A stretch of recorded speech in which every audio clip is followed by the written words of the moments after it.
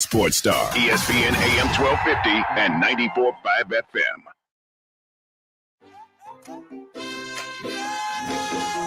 James Pledger, Jack Thompson, the Saturday Morning Hangover. Good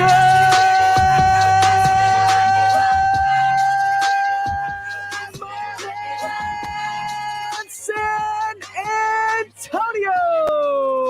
Welcome into the Saturday Morning Hangover. We are your hangover without the headache right here on San Antonio Sports Star, ESPN AM 1250 and 94.5 FM. He is Jack Thompson. I am James Pledger. We are your hangover without the headache. That's right, the Saturday Morning Hangover. Welcome in. It's been a big week. It has. It's been a week of emotions. Yep. It's been a week of confusion. Yep. There's been some anger. Some initial anger, you could say, for sure. It has been draft week. Draft week. Man. And next week is equally as big as we go from the draft to free agency to our first preseason game with the Dallas Cowboys. I mean, I'm stoked. We are in just sports nirvana right now. Yep, we're right in the thick of it. With the way that the NBA has changed their schedule to where it just rolls right into the beginning of the NFL. I'm about it. I love it. Oh yeah, I love it. All right, so we gotta start with it. Of course we do. Yeah. The NBA draft Thursday night. Mm-hmm. We had a group chat going. Yeah. There were a lot of words that we can't say currently on the air that were used in that group chat. What were your initial thoughts when the Spurs, with the 12th pick, when your boy Giddey was off the board, your boy Book Knight was off the board, but you had Kai Jones, Alperen Şengün. My top three, Kai Jones, Moses Moody, and Jalen Johnson were all right there for the picking, and I was like foaming at the mouth, like, here we go. Chris Duarte. It's time. We've been waiting My for dude, this. Trey, man. Everybody's there. Everyone's there. Everyone we had talked about. And then with the 12th pick, Brian Wright and the San Antonio Spurs select Josh Primo. Is it Josh? Yeah. Are we sure? Well, I don't know if my dad's sure. Kevin Primo is the Spurs' first pick. He might have just been hungover from Jerry's party the next day. But yes, Joshua Primo, Alabama guard, SEC Freshman of the Year. Youngest player in the draft. He should have been a high school senior this past year. Yeah. Playing in the SEC. Yeah, he was literally at one point 17 years old. He averaged 8 points, over 8 points, 3 boards, 3 assists a game, I believe, for the Crimson Tide, who won the SEC tournament, by the way. Yes. And he shot 38% from 3. Now, your initial thoughts when I tell you that the Spurs drafted a guy who averaged 8 points, shooting 38% from 3. It was not even the stats. I was literally it was so out of left field. Just because he's a late first, right? Yeah, he was a late first is what he was projected, but there was a lot of buzz when we were picking and shortly after that came out that he was probably going to be picked in the late teens. And I think, honestly, the Thunder were going to take him at 16, and that's why they traded the pick to your Houston Rockets. So I thought, and I feel like everyone else thought, that the Spurs were drafting in a we need to win now sort of manner. Like, we're getting a guy that we can throw into the roster next season, and he'll make an immediate impact and difference. Yes, and it felt that way. Rudolph Renee says he doesn't think Brian Wright is the right guy for the Spurs. Now, I can't necessarily agree with that because we don't have a lot to go on with Brian Wright. Yeah. This is his, third season? Yeah. His first one. All right, Luka Samanic, sure. We're going to find out this year what he is. But he saved Keldon. We saved himself with Keldon, who is an Olympian. So And Devin Vassell played as much as any Spurs since Kawhi Leonard as a rookie last year. Another really young And Trey guy. Jones I thought was a decent pick too. That was an incredible second-round pick. I mean, ACC Player of the Year and Defender of the Year, Mm-hmm. national champion. It doesn't get much better. Like, you can't ask for more in a point guard coming out of college. Yeah. So yeah, I mean, his picks besides Luka Samanic have all been really good. I don't have any ill will or like anything bad to say about Brian Wright. It was just a pick that It's still a wait and see. Yeah, it's a wait and see guy. He's like we said, Primo was the youngest dude in the draft. He played significant. What his draw was, if you haven't heard the Brian Wright interview, I'm gonna play it. Yeah, that's so good. Yeah. First, before we get to Brian Wright, though, I want to get to our man, our dude, one of the young dudes, one of our dudes, the dude that leads us out each week. Hi guys, Lonnie Walker.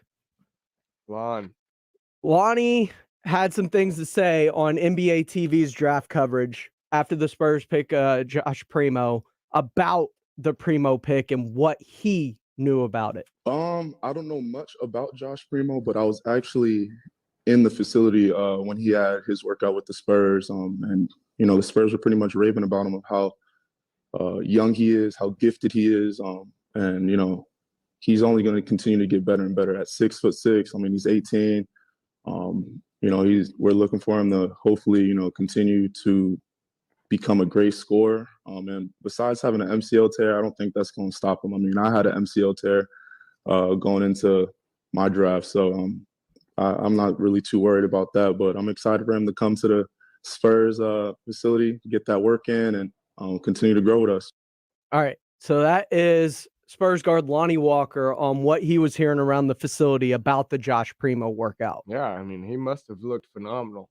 And I've also heard that he shot the lights out at his, and it wasn't just that, because remember, we were here during the scouting combine. We had it up. We were watching it. I watched him in the combine. He looked good. He shot looked the ball good. well. He shot the ball well. Yeah. And one of the things that the Spurs apparently liked about that was the fact that he played on the ball and he was passing the ball well. He was finding people cross-court passes. Things were like he was doing. At Alabama, he was more of a spot up. Yeah, he was a spot up shooter that could create. And Lonnie mentioned it. Yeah. He was dealing with an MCL late in the year. He tore his meniscus. Yes, I believe. I too have done that. And he ended up playing through it. And if you remember, late in the season, he had a couple 22-point games, a 19-point game. Like he was starting to get going. And then he kind of fell off the table. And maybe that meniscus injury had something to do with it, having to play through that injury through the later part of the season. Yeah. And now that it's healthy at the combine, he started to show what he was showing before the injury late in the season towards SEC play and getting closer to the tournament before he got hurt. Yeah, and I'm pretty sure 99% of Spurs fans literally had no idea who Josh Primo was. Sure. Third guy on an Alabama team that wasn't highly publicized, that wasn't, when you're watching SEC basketball, you're not tuning in for Alabama basketball. Exactly. They weren't, while they were highly ranked and regarded in college basketball circles, they were not highly noted or known about in like general, especially going into the NCAA tournament, right? Definitely so. Definitely so. But it was about the Big Ten. It was about the Big 12. Yeah. Like those were the teams you were trying to see if Duke could make a push to get into the tournament. Like teams not named Alabama were on your radar. They just didn't have a storyline going into the tournament. But the thing about Primo is he had a great season, obviously, SEC Freshman of the Year. But the thing is, he was really, teetering, weighing back and forth on if he should go back to college because, he's so young. Obviously, he was one of the Spurs' first workouts, and I would imagine that the Spurs were probably one of his first workouts. And the Spurs told him, like, no, you don't have to go back. Like, you're ready. They probably told him, or at least his agent, like, if you're like, we're looking at you. Well, he did sound surprised when he got drafted, though. I'm sure, yeah. And I think he was more surprised that he got drafted at 12. Yeah. But if he would have gone back to Alabama, he would have been picked probably higher than where we picked him the other night. He would have been a top 10. Now, we mentioned Brian Wright, and Rudolph Renee doesn't think Brian Wright's the guy, but Brian Wright afterwards talked about the Josh Primo pick and what they saw. Started for us, a few months before that, where you would get to see little flashes, and you started to dig in. Obviously, you saw the talent, and he was the youngest player in the draft at just 18 years old. And you start to think about he's a high school senior, the equivalent of a high school senior playing, starting in the SEC. So once you started to peel back the layers, you started to see flashes of a little bit more. He played more of a spot-up shooter type role within their offense with Herb and some of the guards that they had. And so when we got to the combine, we saw him in a completely different role. We saw him playing some point guard at times, playing off the ball and creating some time. So you saw the flashes that you would see in season. You just, saw a little bit more of it. And obviously we got to have him in our gym and got him in a workout and, continue to spend some time peeling back the layers, and was just extremely impressed with the young man. The maturity, obviously the talent, and the potential upside going forward. Peeling back the layers. Brian Wright give you any bit of levity from what you felt on draft night?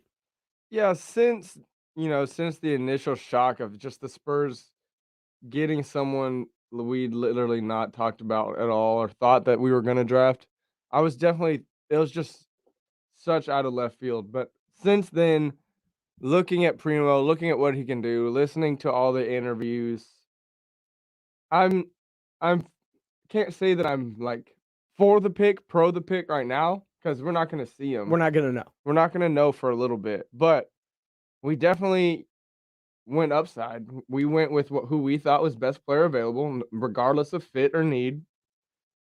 And, we just got to trust in our organization and our ability to coach players up and create, all-star level talent out of them, like we've done with Keldon, like we did with Kawhi.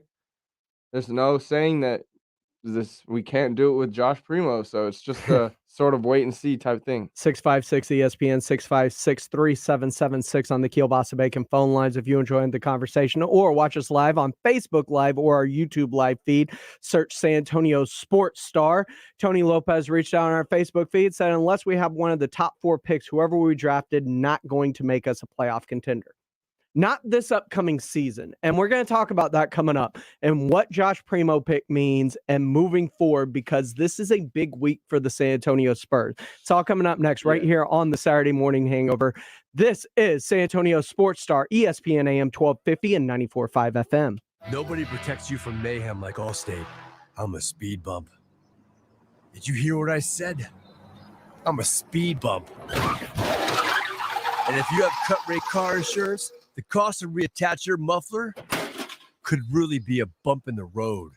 So switch to Allstate, save money, and be better protected from mayhem, like me. Based on coverage and limits selected, subject to terms, conditions, and availability. In most states, prices vary based on how you buy. Allstate Bar and Casualty Insurance Company and affiliates, Northbrook, Illinois. Listen to this station anytime, anywhere on Odyssey. Odyssey is your new audio home for all the music, news, sports, and podcasts that matter to you. Odyssey. That's AUDACY. Great news, Slackers! Slackers Sports and Arcade Bar is now opening at noon 7 days a week at all 4 area locations. North Star, St. Mary's, Slackadochis, and the Medical Center. Slackers is the home for 7-day-a-week happy hour, now starting at noon every day. And by popular demand, Slackers brings back the signature frozen drinks. Bring a date, bring a crew, or come on down solo. Slackers Sports and Arcade Bar serves you up all your favorites and quenches your thirst 7 days a week, starting every day at noon. Visit slackersbarssa.com for more info. Southern Recipe small batch pork rinds. Score points with some of the boldest keto-friendly, protein-packed, and low-carb snacks out there. And with their new Southern Recipe small batch 6-bag variety pack, you'll get to choose a different flavored pork rind every time. Find Southern Recipe small batch at your local HEB, and you'll always have pork rinds ready to go. Southern Recipe small batch pork rinds. Be big, be bold, be adventurous. Southern Recipe pork rinds.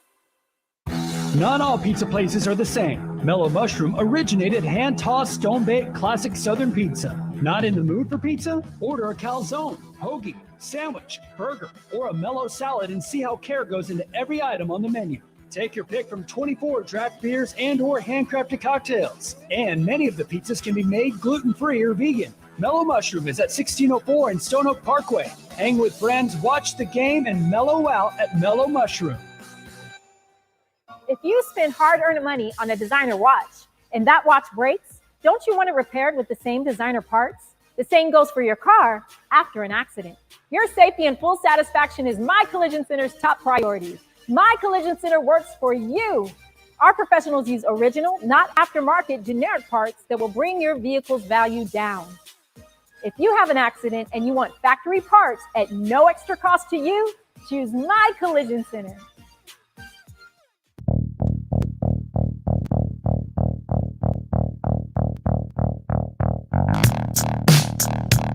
Welcome back into the Saturday morning hangover right here on San Antonio Sports Star, ESPN AM 1250 and 94.5 FM. I am James Pledger, joined by Jack Thompson. We are your hangover without the headache, trying to make sense of nonsense this morning as Josh Primo was the 12th pick by the San Antonio Spurs and Brian Wright.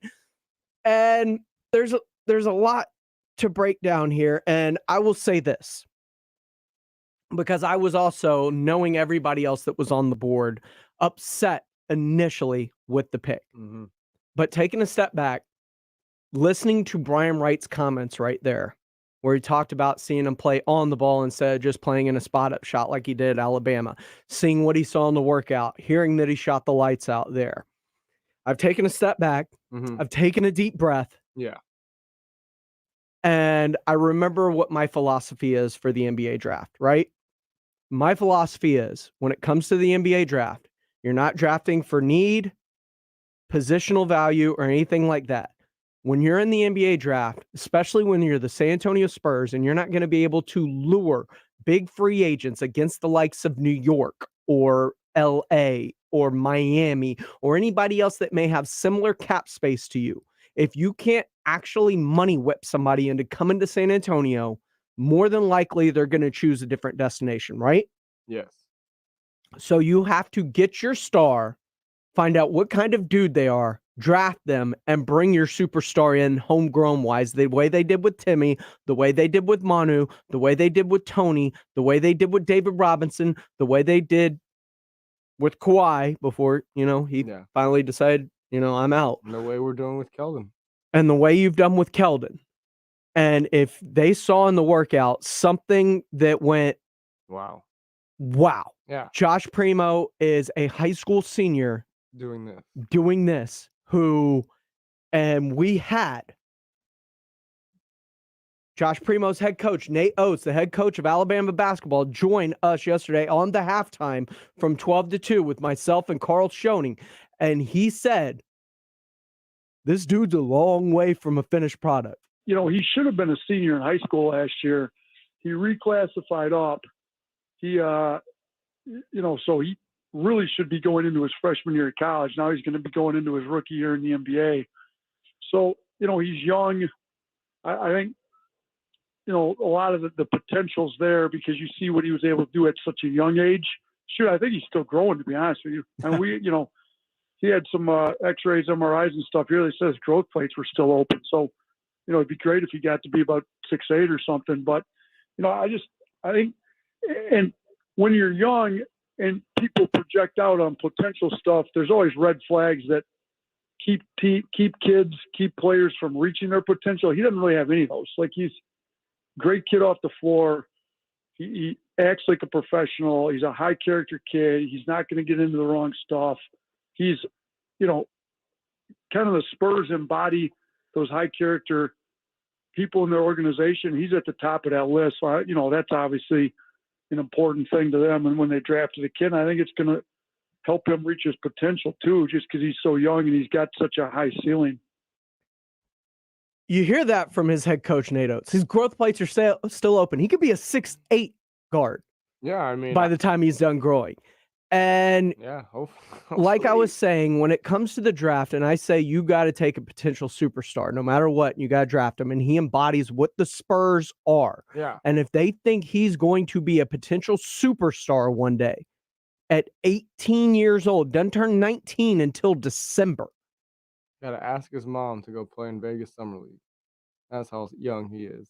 Like, that's a dude that could be a lottery ticket worth taking a flyer on at 18 or at 12. I'm not mad about the pick. I'm just surprised. If you think he's going to be a superstar, I also believe you don't mess around with that. You don't try and get cute and trade back. Like, if you thought Keldon was going to be who Keldon is, waiting from 19 to 29 to get him, that is a dangerous game you played. Yes, absolutely. So if you think that Josh Primo is a potential superstar and he's the mold of Keldon Johnson and he's got his head on the way it seems like he does and is a down-to-earth kid, I'm about it. Yeah. I can get behind that philosophy of thinking. Absolutely. You're not addressing a need. You're addressing a potential all-star, superstar player that you think could be developed. And that's fine. I'm okay with waiting a couple years for that because the kid's only 18. By the time his rookie contract is up, 5 years, right? Mm-hmm. It's only going to be 23. Yeah. Which is crazy. Chris Duarte, by the time his rookie contract comes up, he'll be almost 29. Rudolph Renee says, it's not just Brian Wright's picks, it's the trade deadline decision stuff with DeMar. Good picks, okay, but what are we doing with them? All right, Rudolph Renee, hold on just a sec. I want you to take a step back. I understand everybody's really upset about not getting any trade value for DeMar or LaMarcus Aldridge. I want you to put a pin in that real quick for me. We did, though. And I want you to remember, you can still sign and trade DeMar if you wanted this offseason, if he agrees to go somewhere. And there's the possibility that he wants to go to Chicago or maybe Washington, and you end up with a Rui Hachimura or a Lauri Markkanen in a sign and trade as well, and an additional pick or something. So there is still the possibility that Brian Wright can get something for him. But even if he gets nothing for both him and LaMarcus, you are getting something. Money. It's called nearly $50 million in cap space for them to use this coming week. Yep, to sign hopefully 2 to 3 players. If one's not named John Collins, it needs to be 3. Yeah, I mean, you can revamp your entire roster, and knowing Josh Primo might not help immediately, you can go get guys that can and help to make you a contender while you wait on Primo to develop. And while Keldon continues to develop, you can go out and get shooters to surround this team, which will open up the floor, which we didn't have last year with LaMarcus and DeJounte and Keldon and all these slashers that like to play in the paint. Maybe you can get some floor spacers that open it up that will allow those guys to thrive more. Agreed. I'm right there with you. I've been on the same page with you for a while on that we need to go out, spend the money, and, we got to be super aggressive this next week and possibly overpay some guys to bring them in. But that's just the nature of the beast, being a small market team with no real superstar draw. And look at we're already starting to make some headway on Spurs fans. It says right here, Tony Lopez. Yeah, I saw Imagine that last 6'8". night. He already has bigger hands than Kai Jones. I mean, yeah, let's do it. That's great potential, no doubt, but I'll wait for the action. Been waiting. Yeah, we're going to have to wait because free agency doesn't start until Monday. Yeah. And we're going to have to wait, play it out, see where this ends up going. Now, after it's done, sure, we can rip Brian Wright for no moves with DeMar or LaMarcus or not getting anything for him.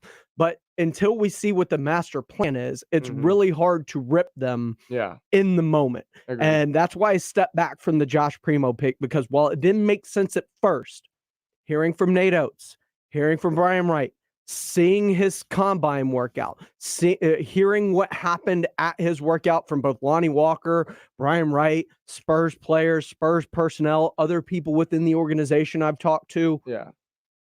This kid has some superstar potential, it sounds like. In next year's draft, he would have been a top 10 pick. He might have been a top 5 pick if you'd have been his development with the way we think it's going to go. Like, he would have been their lead guard, their best player.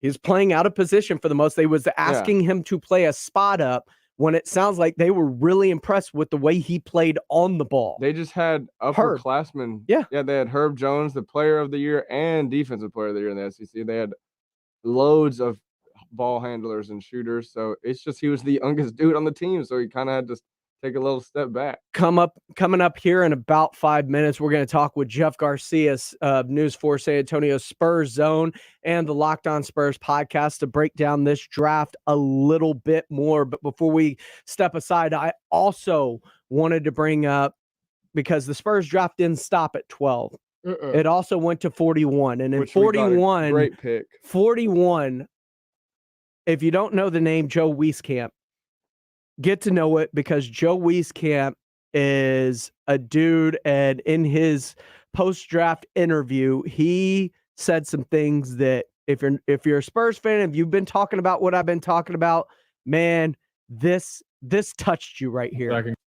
I can come in right away, knock down threes, be a floor spacer, be a guy that can rebound, get out in transition, cut as well, finish above the rim.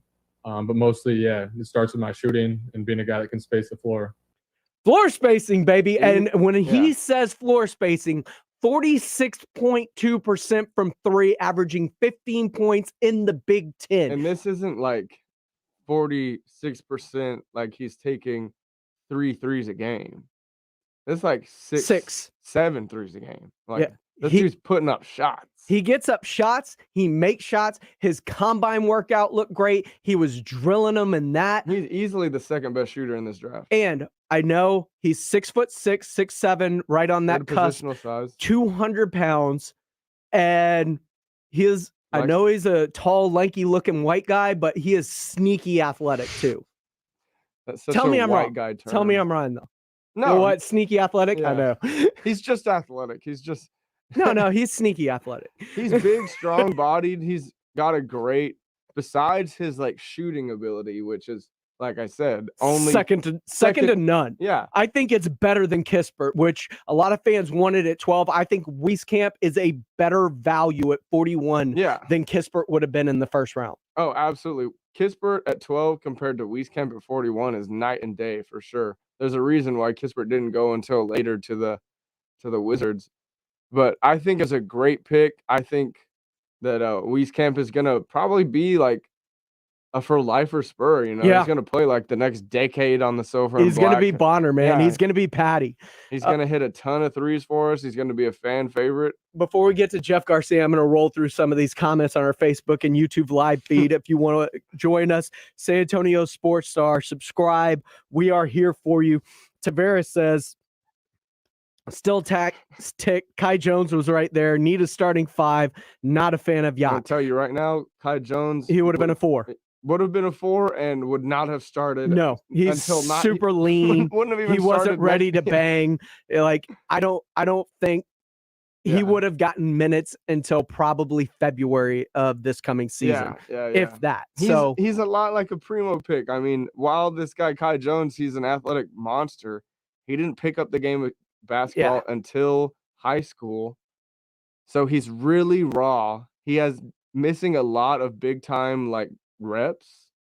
So he has bad decision making. He's just another guy that's body wise ready for the league. He's mental not ready. wise, he needs a lot of time. Tony Lopez, not many teams want to trade with the Spurs and see them have 20 more years of success. You ain't lying about that. Rudolph Renee, great potential, no doubt.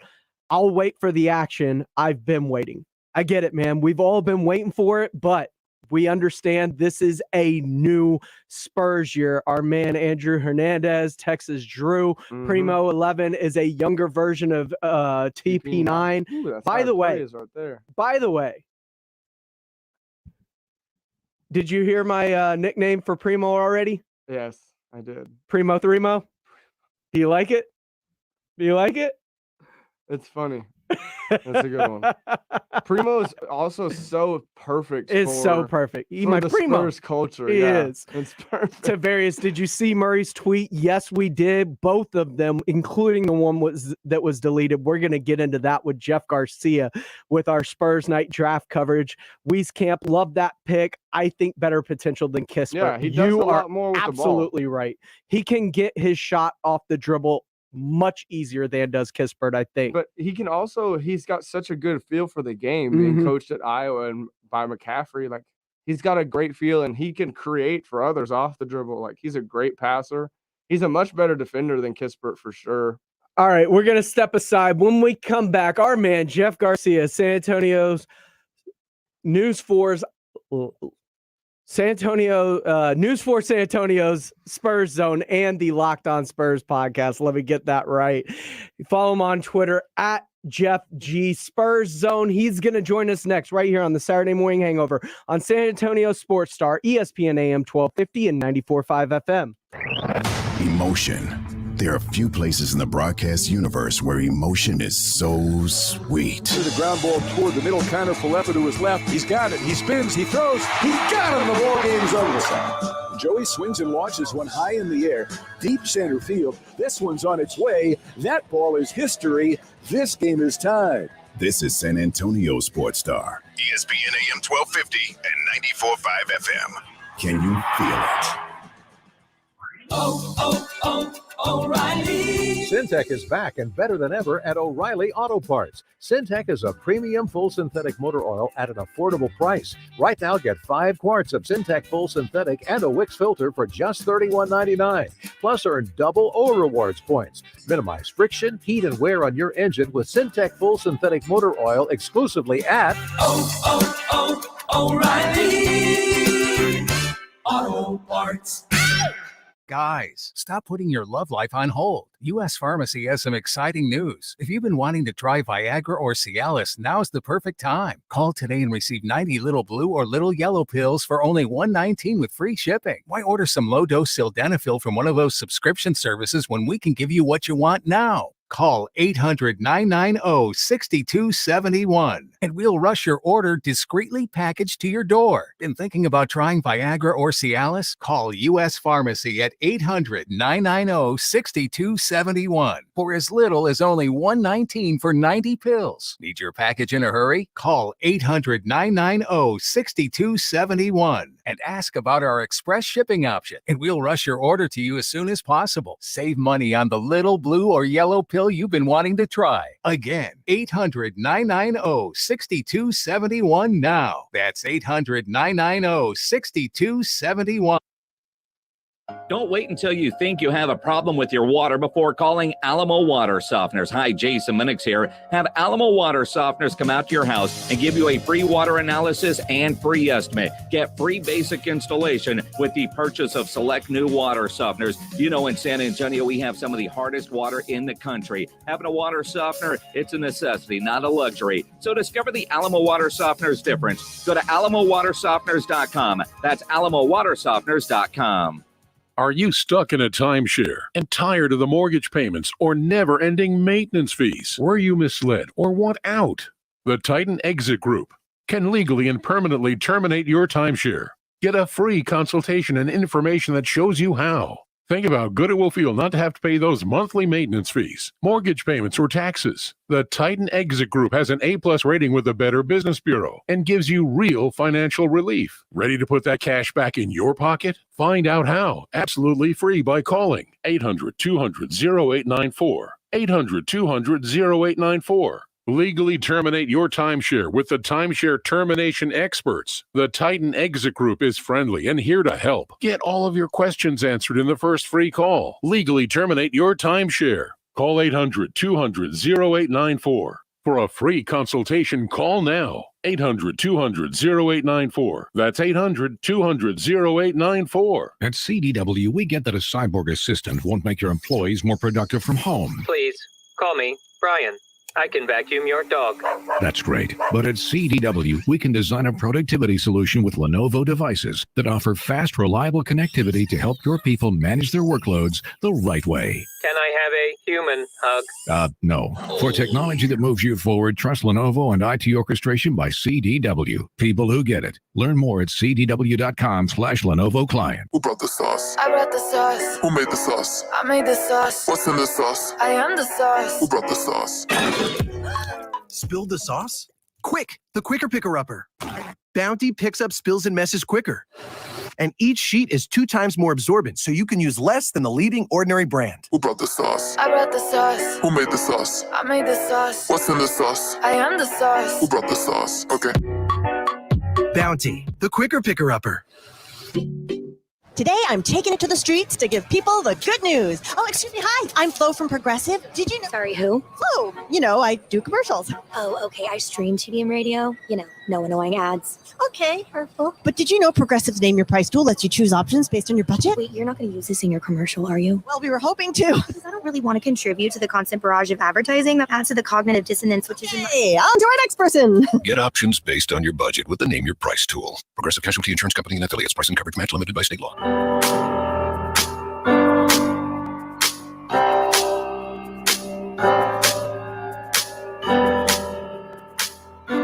Welcome back into the Saturday Morning Hangover right here on San Antonio Sports Star, ESPN AM 20 and 94.5 FM. I am James Pledger. He is Jack Thompson. Joining us now, Jeff Garcia, San Antonio SpursZone, and the Locked On Spurs podcast. Jeff, before we get into the Spurs stuff, and as I got hooked up from a good friend, Ken Hermes of Alamo City Tree Care. He came by this week, worried about how hard I was working with Carl out and doing the 3 a.m. workout. So he got me some gift cards to the Oak Nutrition Center. So to get a protein shake, it's over off of West Avenue, 11825 West Avenue. And as I tore that down, I hear that you had a workout faux pas this morning as I picked up my protein shake from the Oak Nutrition after my workout this morning. What did you do, dude? Well, actually, this was last night. Remember, you and I were on the phone last night. Yeah. You were on your way to the gym. I was on my way to the gym, yeah. So it's dark outside. And, I'm talking with Pledger, and, we're just kind of shooting the breeze. I go inside. So doing my thing, about midway through the workout, from the height of a racked bench, I don't know how in the you-know-what I did this, but I'm coming around to clean up my space. I'm going to take off the weights. I'm going to put them back. And these are not those plastic rubber weights. These are the old school iron plates. I don't think it matters. They all weigh the same.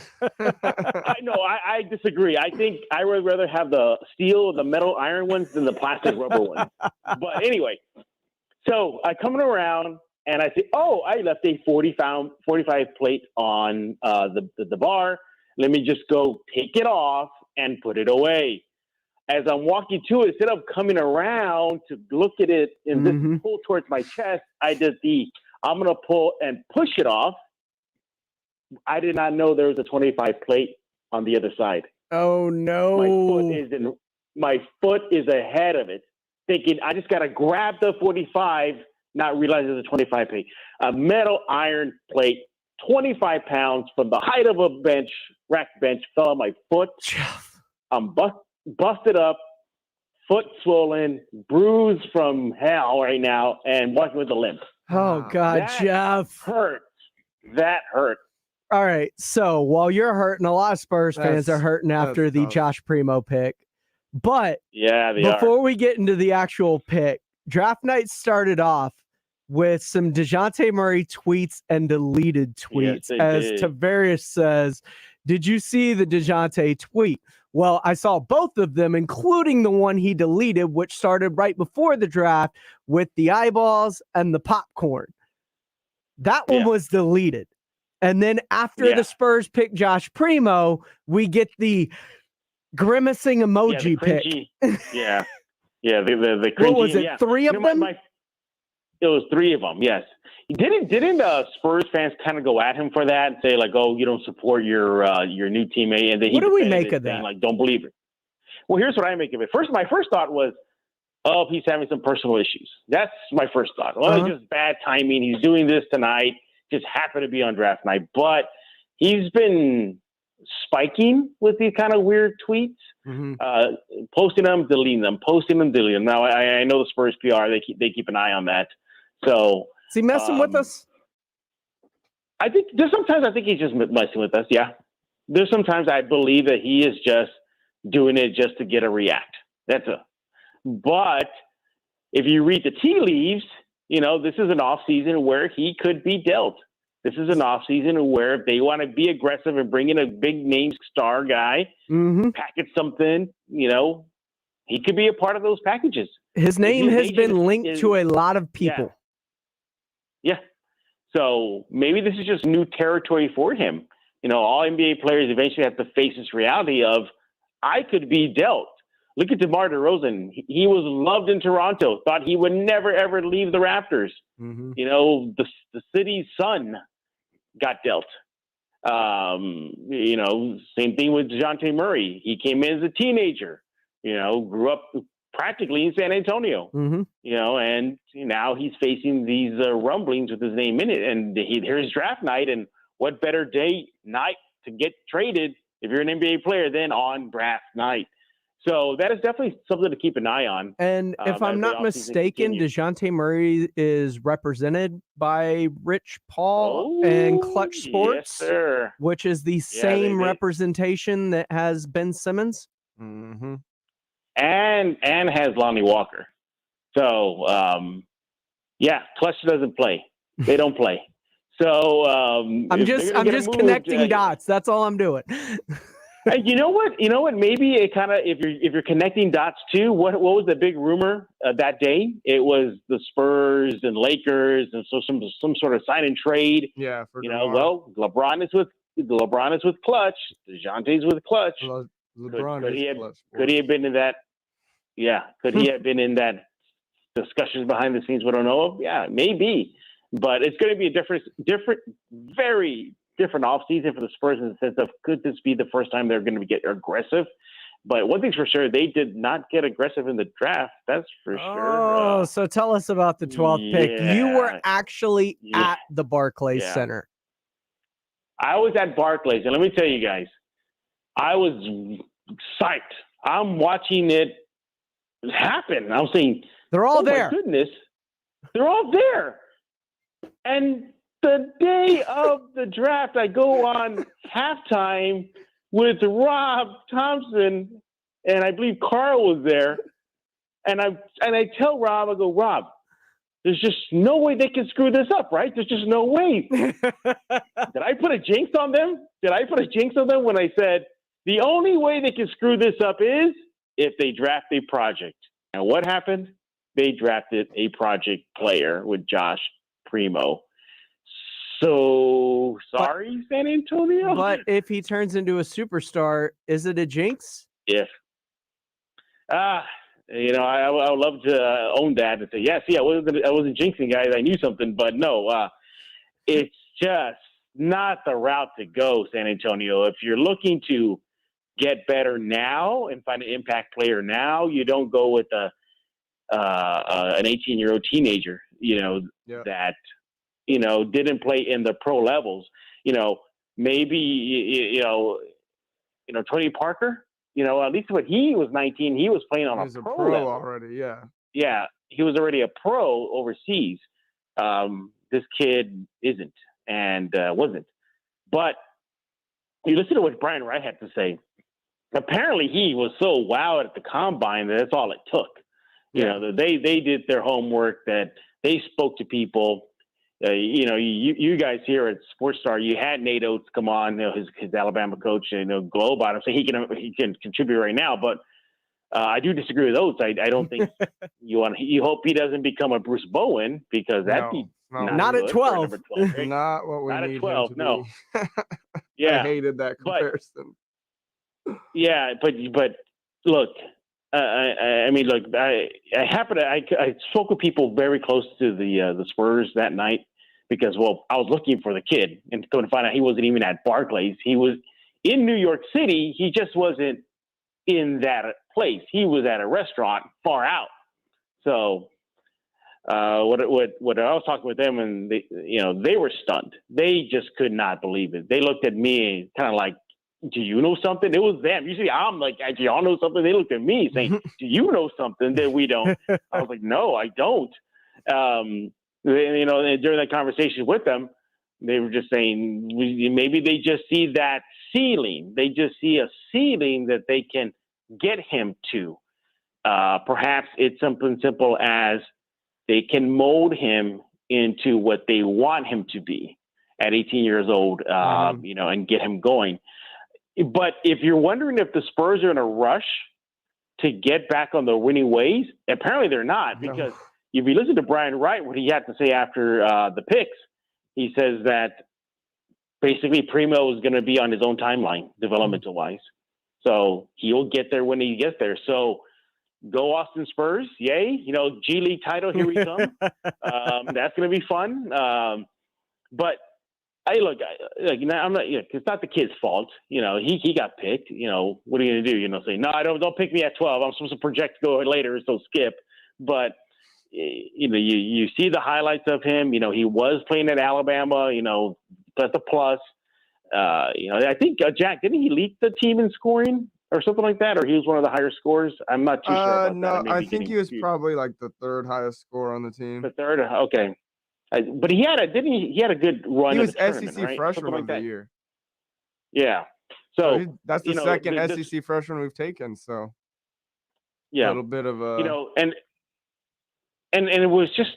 I mean, the kid can shoot. Again, that's kind of the conversations I had with the people that were close to the organization. He was a spot up shooter in college. Yeah, but he can do a lot more. Yeah, and that that his skill set is pretty good in the sense that they can develop it and get it better. But it just feels like they were picking for the next year's pick. If you follow my saying, like maybe he could have been in 2022 NBA draft. Yeah, he would have been where we got him. Yeah, exactly. Yeah. So maybe they're just thinking foresight, say, hey, let's get him now while we can. But to me, this is a signal of we're on full youth movement now. By DeMar, you're obviously going to be gone. You're hearing rumblings about Patty Mills in Boston being connected. There's that. And we all thought he was coming back. Yeah. We all thought he was coming back. And you got Rudy Gay being linked to the Lakers.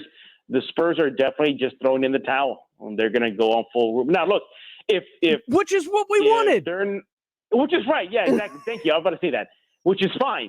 Fine. Go that route. Yeah. But that should mean that maybe, just maybe, you get into the top 10 pick next year in the draft. I wouldn't be mad at that. I would not be mad at that. Definitely not. Tony Ornelas says on our Facebook Live feed, Spurs need shooters instead of bigs. That's what they decided. Funny, the Spurs have a lot of guards, none of them pure shooters until now, because if you look not only at Josh Primo, but their second pick, Joe Weiskamp, is a pure walking bucket from behind the arc, shooting 46.2% from three. Yeah, love that pick. It felt like maybe the pick should have been reversed. No. Something like that. It was a good if pick. we would have taken Joe Weiskamp at 12, they would have burned San Antonio to the ground. Oh my god! Spurs fan would have burned it to the ground. They're not burning there right now with Primo. I mean, the react was just strong, but Weiskamp, great pick at 41. So much value. I think he's going to contribute somewhat immediately next season. He'll get his run in Austin. He'll go through all that stuff. But eventually they're going to look at the roster and say, hey, we still don't have shooters. We didn't make a move. So we got to bring in somebody. Oh, there's a kid we got out in Austin. Let's go ahead and bring him down. He's got the feel of like a Spurs, like for lifer for me. Like a Bonner, like a Bowen, like a Bonner. He's like a 10-year guy. Bonner. Like he's going to stick around. Patty. Yeah. He's going to be a fan favorite. You can already see it coming. So great pick. You know, they addressed a need that they need, which is the 3-point shooting. I still think they need more. Oh, You got to bring in more. Hey, and I wasn't the only one to say that. Brian Wright said it too. You know, they're still going to be looking in the offseason to address 3-point shooting and size. Yeah, and you know, and the size thing. You know, I still think that's still hurting them right now. After Jakob, it's pretty much straight down. Yeah, I mean, you got Eubanks names out there. They got Eubanks, yeah. He's just not. He's on the team, so. Jeff, he's on the team exactly. But Jeff, remember, San Antonio is coming into free agency starting Monday with the second most amount of cap space, and as Tony Ornelas says, he hopes they address 4-5 position in free agency and drafting the guys that they did. Yeah. So, what does free agency look like for the Spurs this coming week? Yeah, I think they got to address that size. If they're going to chase John Collins, go for it. If they're going to chase Lauri Markkanen, even though the reports out there are saying that these two guys are going to get the offer, they're going to get a deal from their respective teams. But Spurs, you got money to pretty much make life hell for those two teams if they want to retain them. Mm-hmm. And if that doesn't work out, another name I would look out for maybe a Rashard Holmes out of Sacramento. That'll definitely be a nice fill-in. Jack's been talking about him a lot this free agency. Yeah, high motor guy. Hits the boards well.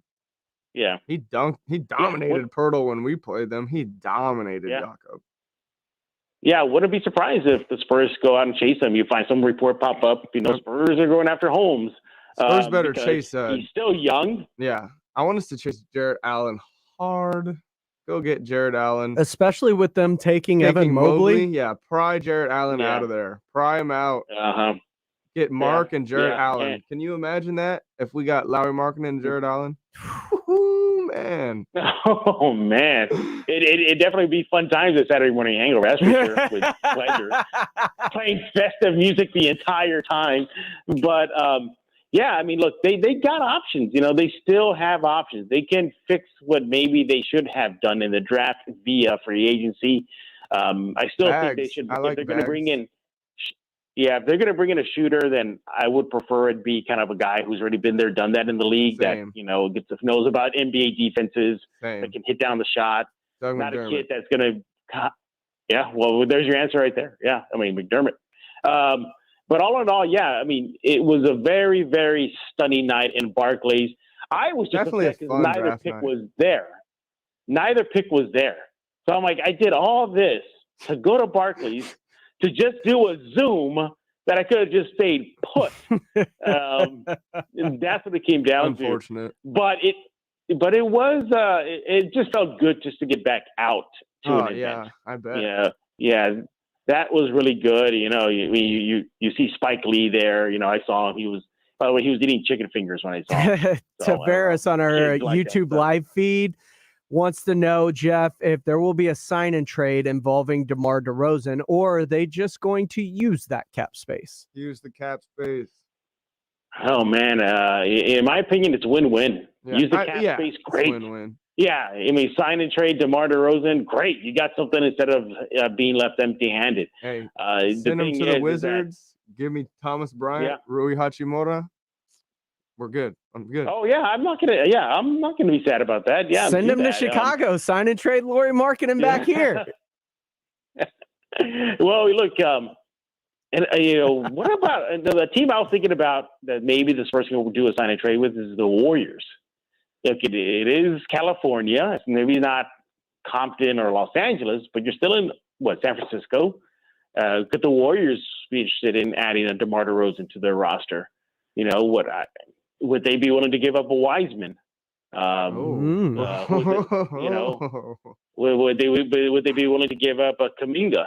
Their rookie. I mean, just something like that. Those I would talk to the Warriors. That the Warriors got did come off as a kind of trade bait. They do. Yeah. They feel a lot like I'm positioning myself to go get a star to pair with. Yeah. Steph and Clay and Green and Draymond. Yeah. I mean, look, you got DeMar DeRozan right there. Warriors. Hey, if you're really, really interested in dealing, then I will I take Kuminga. I take Wiseman. I'm good. What about Moody? Take any of the three. Yeah, okay, fine. Throw him in there. Yeah. Give me Yeah, Moody, I mean, have him in Kel, and Oubre. Hey. All right. Now, one more thing I want to talk about before we go, Jeff. There was a bit of a shock at the top of the draft with the possibility of both Kyle Lowry leaving. Some strange top 10 picks. You look at Jalen Suggs, was thought to be penciled into that 4th pick pretty consistently in Everywhere. most mock drafts. I saw one time Scotty Barnes. They take themselves Scotty Barnes at 4. And now on top of that, you get the rumors that they could be looking to deal Pascal Siakam for a DeJounte Murray who had the tweets leading up to the draft. How much weight does this rumor carry? I think it carries a lot. And by the way, I thought you were going to set me up for the Kawhi Jones bomb incident, but no. But you look at DeJounte and possibly the sign and trade of DeMar back home. To home, yeah, exactly, yeah, that makes sense. I mean, you can't tell me DeMar would love to go back home to Toronto. I mean, he'd probably have his bags packed by the time you get the word out. But you're gonna have to give up something. You're gonna have to. If the Spurs are gonna chase a guy like Siakam, well, Toronto's gonna want DeMar back, and everybody would win. Everybody would win in that scenario. DeJounte Murray. If we're kind of reading the tea leaves here and his tweets and, the deleting of the tweets, that could be a sign that he's being shopped and his agents are letting him know you are being shopped right now. I mean, he had that one tweet, James, wasn't it, that trust no one or trust don't trust anybody. Yeah. Or something like that. I think that was the one that got deleted, I think. But yeah, do it. Do it. That's the great thing about this offseason for San Antonio. They have options. DeMar, you got guys you can flip right now. Absolutely. DeJounte, White, Trey Jones, throw him out there. Lonnie Walker. Who are missing? Lonnie Walker. Yeah, you have a set of guys that a team outside of San Antonio would love to have, but what's going to happen. The fan reaction to be like very strong. You're getting rid of Lonnie. You're getting rid of DeJounte. Hey, it's business. Yep. It's business. The Spurs have just been with Kawhi. Yeah. Spurs fans have just been so fortunate that it's been like so much more than a business when we have the big three. You have a fan base that hasn't had to go through the business aspect. This is what a rebuild looks like. You get rid of guys you like. You got to get rid of guys you like to get better guys. That's just how it works. This is it. Yeah, I hate to break it to you, Spurs fans, but this is what a rebuild looks like. Don't brace yourself. Yep. DeJounte may get flipped. Don't buy jerseys. Patty Mills may be back. Don't be buying jerseys. Don't buy jerseys. Yeah, get jersey insurance if they have it. And look at the Spurs. They haven't even re-upped. Well, at least as of right now, they haven't extended out or the option with Lonnie Walker. They're still quiet on that front. There's another sign right there, something to keep an eye on as the days get closer to the deadline where they have to make a decision. That is coming up soon. He is Jeff Garcia of San Antonio's News for SpursZone and, of course, the Locked On Spurs podcast. Locked On Spurs podcast. I invited Jack one time and he denied me. He said, no, I can't. Jack. I was at basketball practice. Jack. Now, you just do it at halftime. See, you get it? Halftime, SA Sports Show, you come on Locked On Spurs. It would have worked. If you want to know what's going on in the world of the Spurs, there is nobody better to be locked onto than Jeff Garcia.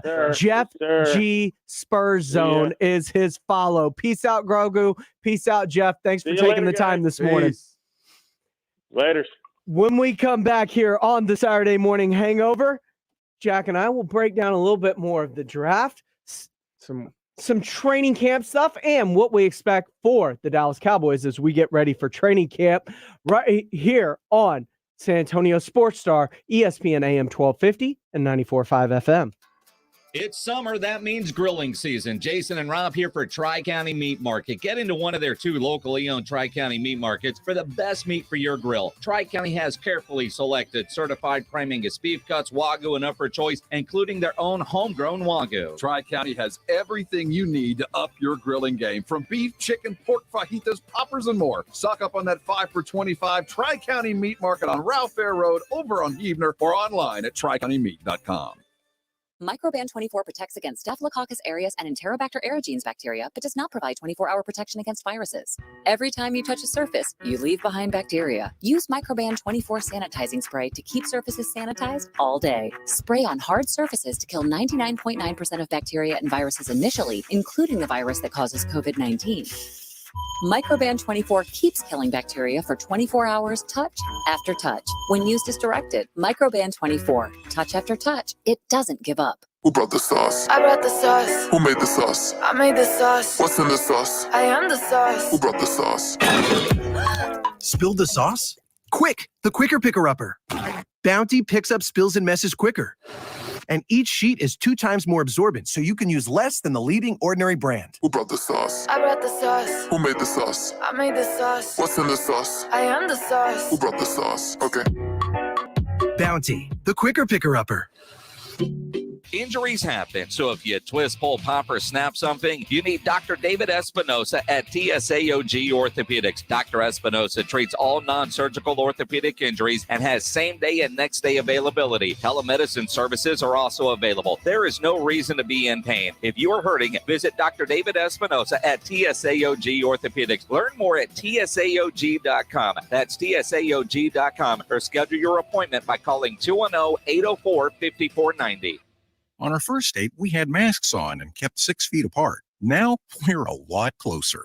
Just like Cliff and Deb, thousands of singles over 50 found their perfect match on Silver Singles last year. I feel like I'm 20 years old again, and I'm pretty sure she feels the same way. Rediscover the magic of dating with Silver Singles, the exclusive community for singles over 50. Sign up today and receive daily matches you won't want to miss at silversingles.com/radio. silversingles.com/radio. Ah, there's no place like Panera, where a bite of the toasty, saucy Chipotle chicken avocado melt tastes like, focaccia. A cool and refreshing strawberry poppy seed salad al fresco is so sweet. And a cheesy Chipotle chicken and bacon flatbread pizza in your favorite booth feels just right. So treat yourself, because there's no place like Panera. Order on the app today. Restrictions apply. Visit PaneraBread.com. One team, one mission. KZDC, San Antonio Sports Star, ESPN, AM 1250 and 94.5 FM. James Pledger, Jack Thompson, the Saturday Morning Hangover. Good morning, San Antonio, and welcome back into the second hour of the Saturday Morning Hangover right here on San Antonio Sports Star, ESPN AM 1250 and 94.5 FM. We are your hangover without the headache. I am James Pledger. He is Jack Thompson. You can follow us on Twitter. I am at I am Pledger. He is Jack_Thompson33. As we've been talking a lot about the draft this morning, and as we roll through some of these comments, trying to keep up with them as we get going. Tony Lopez says maybe the Spurs feel like DeJounte Murray will leave after his contract, which is why we've had all this talk about the possibility of him being traded. Maybe so. I'm not sure. Esteban Ramon said Brian Wright could come back to the city's good side if he signs and trades with the Warriors for Wiseman and Moody for DeMar. I'm about it. Let's do it. Oh, yeah. Let's do it. I'm all in. Let's do this. Oh, my God, yeah. Tony Lopez, I think this is pretty much it. Primo is Lonnie Walker's replacement. And if you've seen what they did with Derek White, if you saw what they did with DeJounte Murray, those guys signed extensions before the start of their final year. Mm-hmm. And they were locked in for an additional 4 or 5 years at decent money. And they haven't done that with Lonnie yet. They have not. And Lonnie's a guy whose minutes have always been fluctuating. Exactly. So I'm not sure if Lonnie's a part of the long-term plan here in San Antonio or not, which is incredibly sad because it means I'm going to have to get rid of. Definitely, I'm a big Lonnie Walker fan, but he hasn't quite been what we anticipated as of right now. He's very streaky in his shooting. His decision-making comes and goes. His defensive motor is not always revved up high.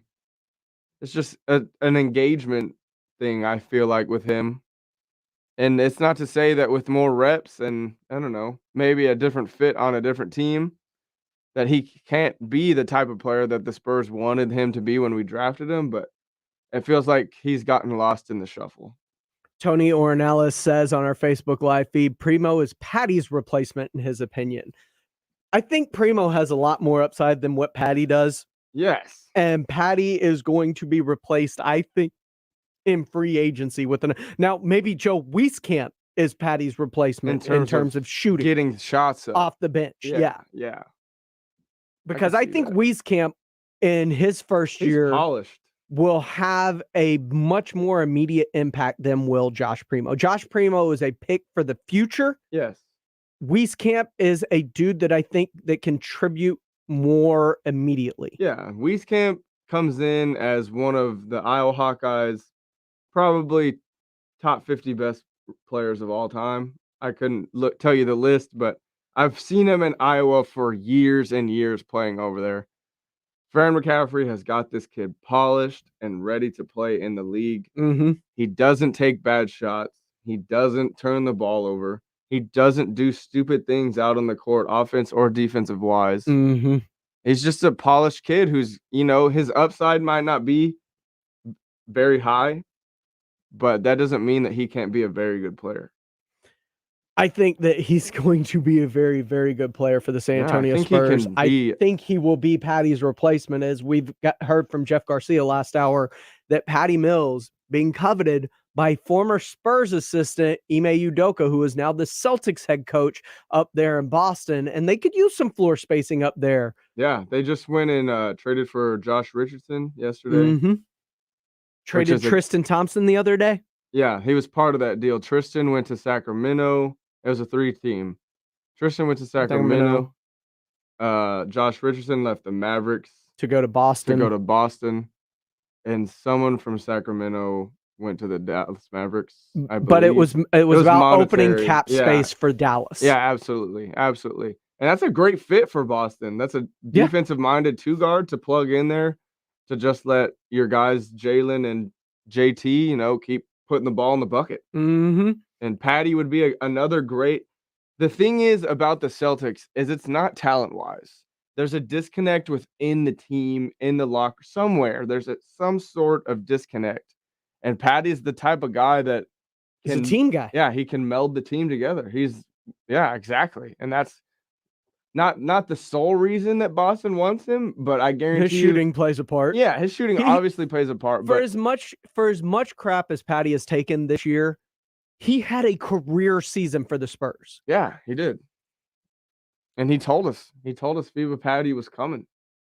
And we didn't want to believe him. We still tried not to during the season. And we absolutely got moments of it for sure. But the thing is, we were ready for the youth to come in. And we were tired of the old guys getting all the shots.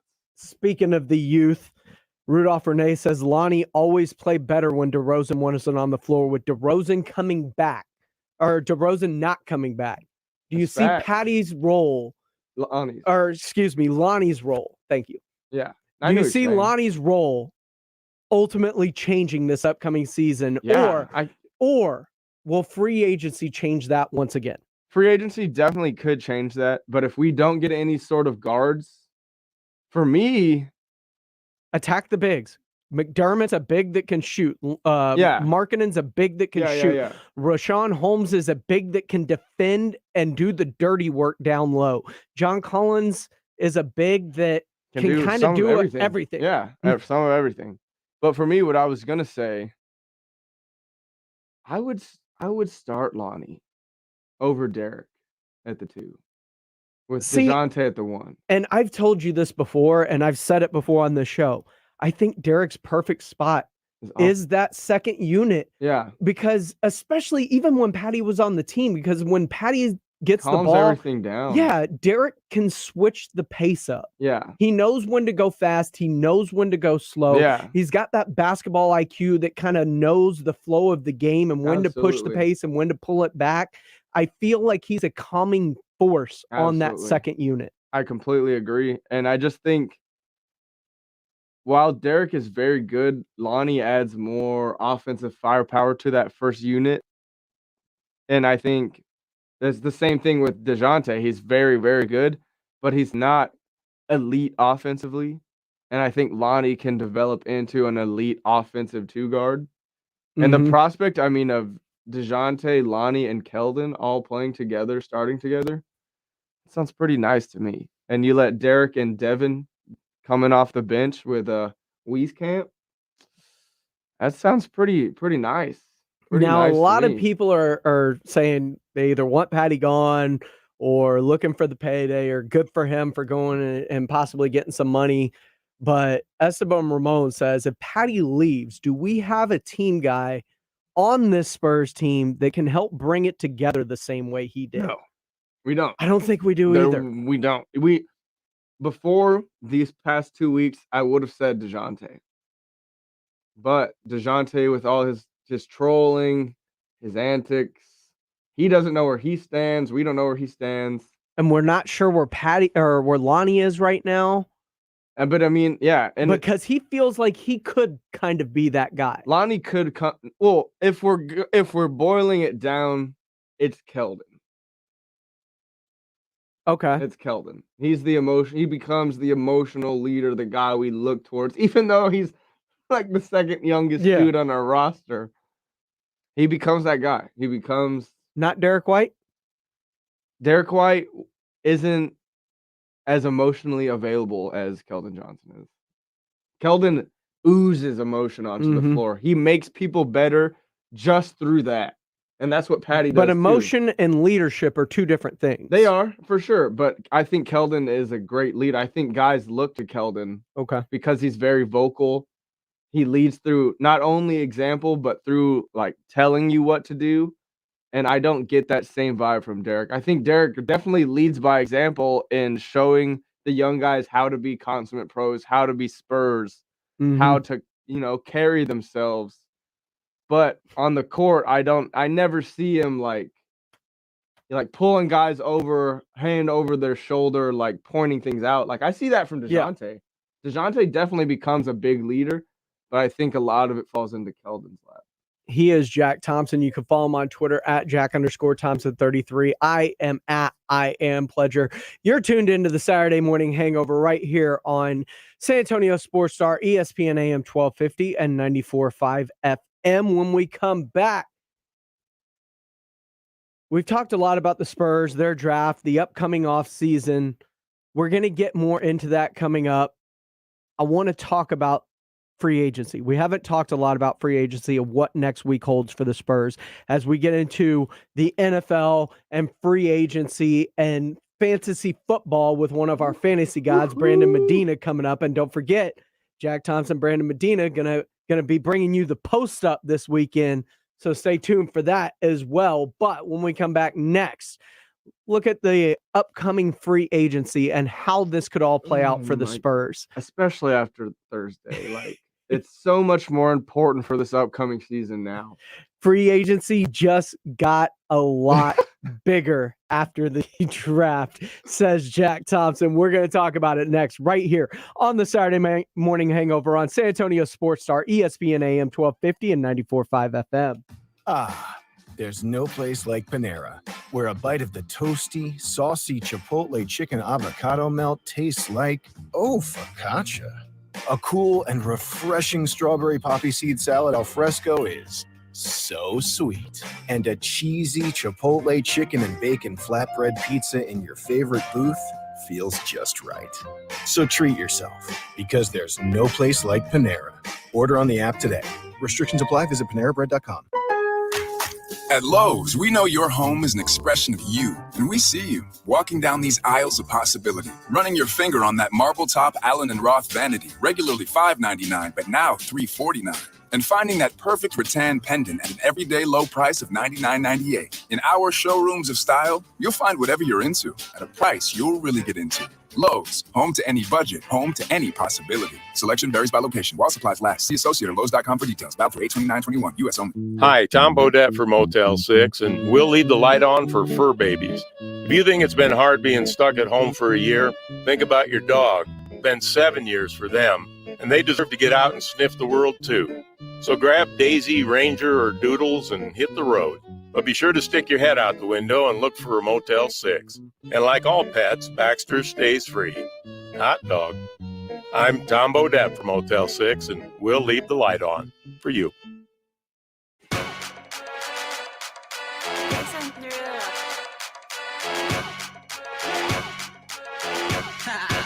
Talk dirty to me.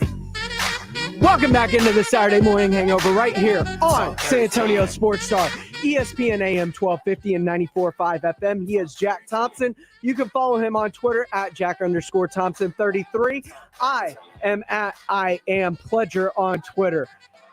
It's been a fun morning talking a lot about the NBA draft, talking about upcoming free agency. We're going to get into the NFL, training camps opening up.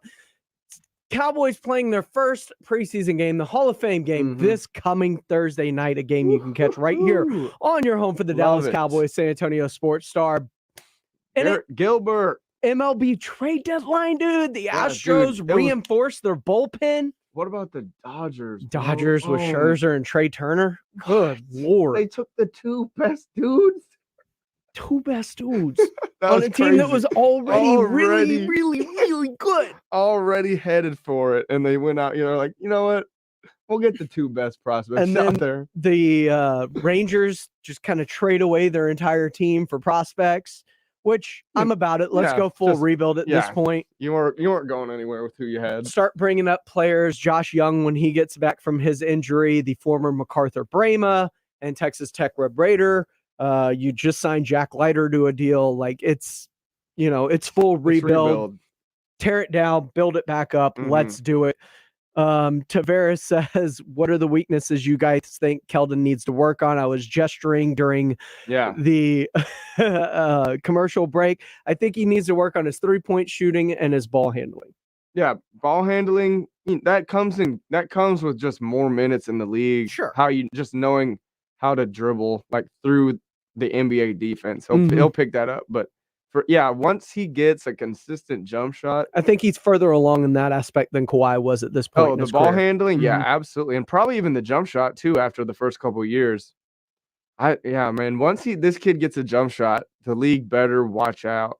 And I think the guys that are on Team USA are realizing that right now. Like, holy crap! Like this kid, if he can put it all together, could be really, really special. And I think it's awesome that everyone outside of the Spurs camp is starting to realize that. Let the young dudes play. Yeah, let them run. Let them horses run. He also says fire John Daniels because he's a Rangers fan, which, by the way, you can catch the Texas Rangers right here on your home for Texas Rangers baseball, San Antonio Sports Star, brought to you by New Brakes Mobile Brake Repair. Of course, the Rangers are playing today as they are taking on the Seattle Mariners, trying to bounce back from last night's loss. 6:05 first pitch tonight. You can catch it right here on your home for Texas Rangers baseball. Tavares says, this year's free agency's class week, especially at the 5, teams should either bring back Gorgie Dang or sign Rashawn Holmes, waive Eubanks. He thinks Collins and Allens will stay with their current team. I'm also getting more and more to the mindset that Collins and I've always thought Jared Allen was going to stay. Yeah, you don't trade for a guy like that to let him walk in free agency. The drafting of Evan Mobley, I get it. But I could see him being formed into a Chris Bosh 4. Nah, Evan's a 5. He's a modern 5. I think he's a modern 4. His game. A modern 4 now is almost like Keldon. Keldon's small, though. Give Keldon 2 inches. He's the 4. He's what a 4 is now. But you got a 7-footer that legitimately has handles You're talking about Evan Mobley. Yes. He's He's got a little bit of a shot. He's got ball handling ability, but it's not like he doesn't have like Giannis no, open court handles. No. But if you get him out on the perimeter, like he's going to expose other fours. I think he's got the ability to do that. I see him in a Chris Bosh sense. But nowadays, Chris Bosh would be a 5. Chris Bosh would be your 5. Chris Bosh can't bang with Jokic. Jared Allen can. There are two. He can kind of. But I think Evan Mobley will be like that eventually. But I don't think you're gonna. You brought in a Jared Allen in a midseason trade only to watch him leave without getting anything for him. Cleveland's pretty dumb. I'm aware. So is Detroit. They still managed to get it right with Cade Cunningham. Well, it's fall out the bed and get that right. I mean, it doesn't take a genius to take Cade number 1. But they've got the guards. They've got Sexton. They've got Garland. It just seems like a clogged paint for me. Because Allen has no Allen has to play ability outside the paint. Allen has to play in the lane. And for right now, like Evan Mobley, there's gonna be a season or two of adjustment period to the outside game. Shooting from further. You got bigger guys guarding you, more athletic, stronger. Like, I don't know. I see him as a 5. I would play him as the 5. Okay. I mean, I get it. I look at the Houston Rockets and what they did, and I couldn't be happier. Oh, the Rockets had the best draft of anyone, in my opinion. Their ability to hold on to their 2 late picks, and we knew Jalen Green was going to be the pick. Yeah. Jalen Green home run pick. Has the ability to be the leading scorer in the NBA at one point. Yeah, home run pick, 18 years old. Average 18. Zach LaVine-ish in terms of his athleticism. Zach LaVine is a great comparison. I mean, I look at him and his ability, and God, he is just so super freaky athletic. Within the next 5 years, he will be averaging 25 points a game. And then you trade back up with future firsts that aren't even your own. Yeah. You trade up with the future firsts that aren't Brooklyn's either. You trade up with the future firsts that you got in the deal with Detroit for Christian Wood and also the Washington Wizards in your deal for Russell Westbrook. Yeah. And you manage to nab Alperen Sengun. Could be a great scoring big to put next to Christian Wood. And right behind that pick, you managed to get Garuba.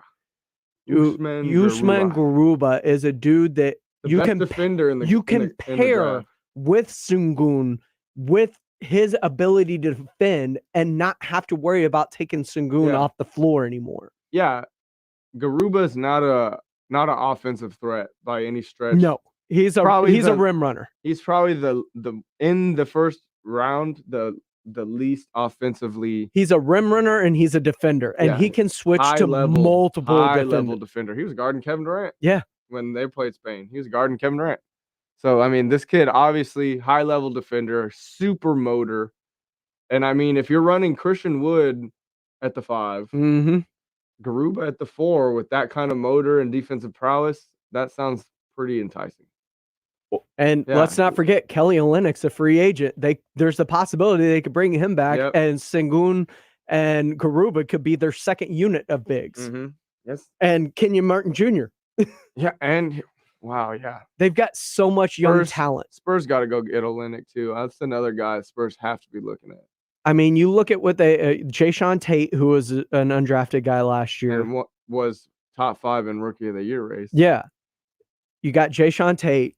They bring in the ACC's leading scorer as an undrafted free agent in Matthew Hurst. Who will make the team. And they brought on Jayshawn Tate's younger brother. Jalen Tate from Arkansas. Yes, who you had no clue was related to Jayshawn. Had not put that together at all. And it's another thing is, like, usually brothers, they play like each other. Yeah. These two are polar opposites. Yeah.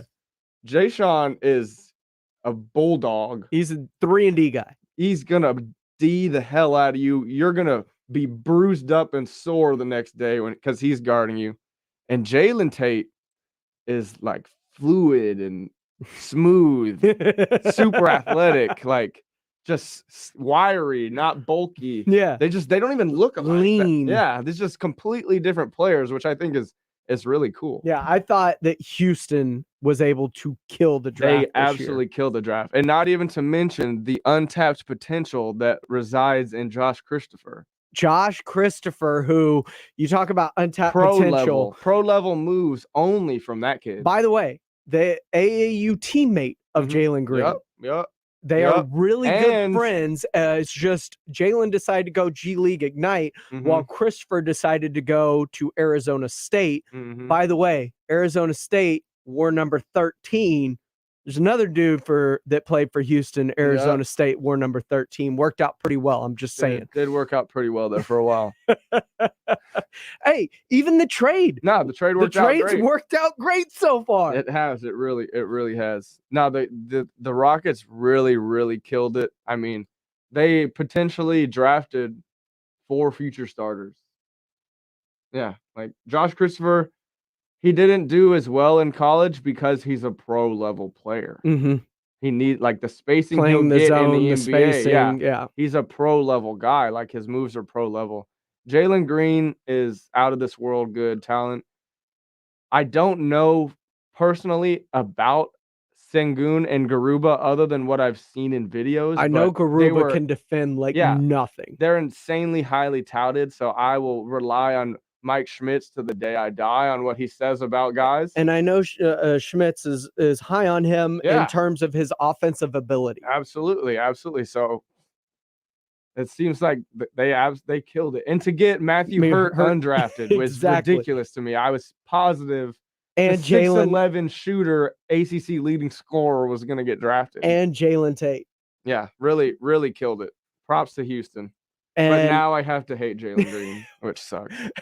Why? Because I'm not a Houston Rockets fan. Just not. It's just like I'm not a Mavericks fan. But but you love you some, and you. That's the thing. He's the sole.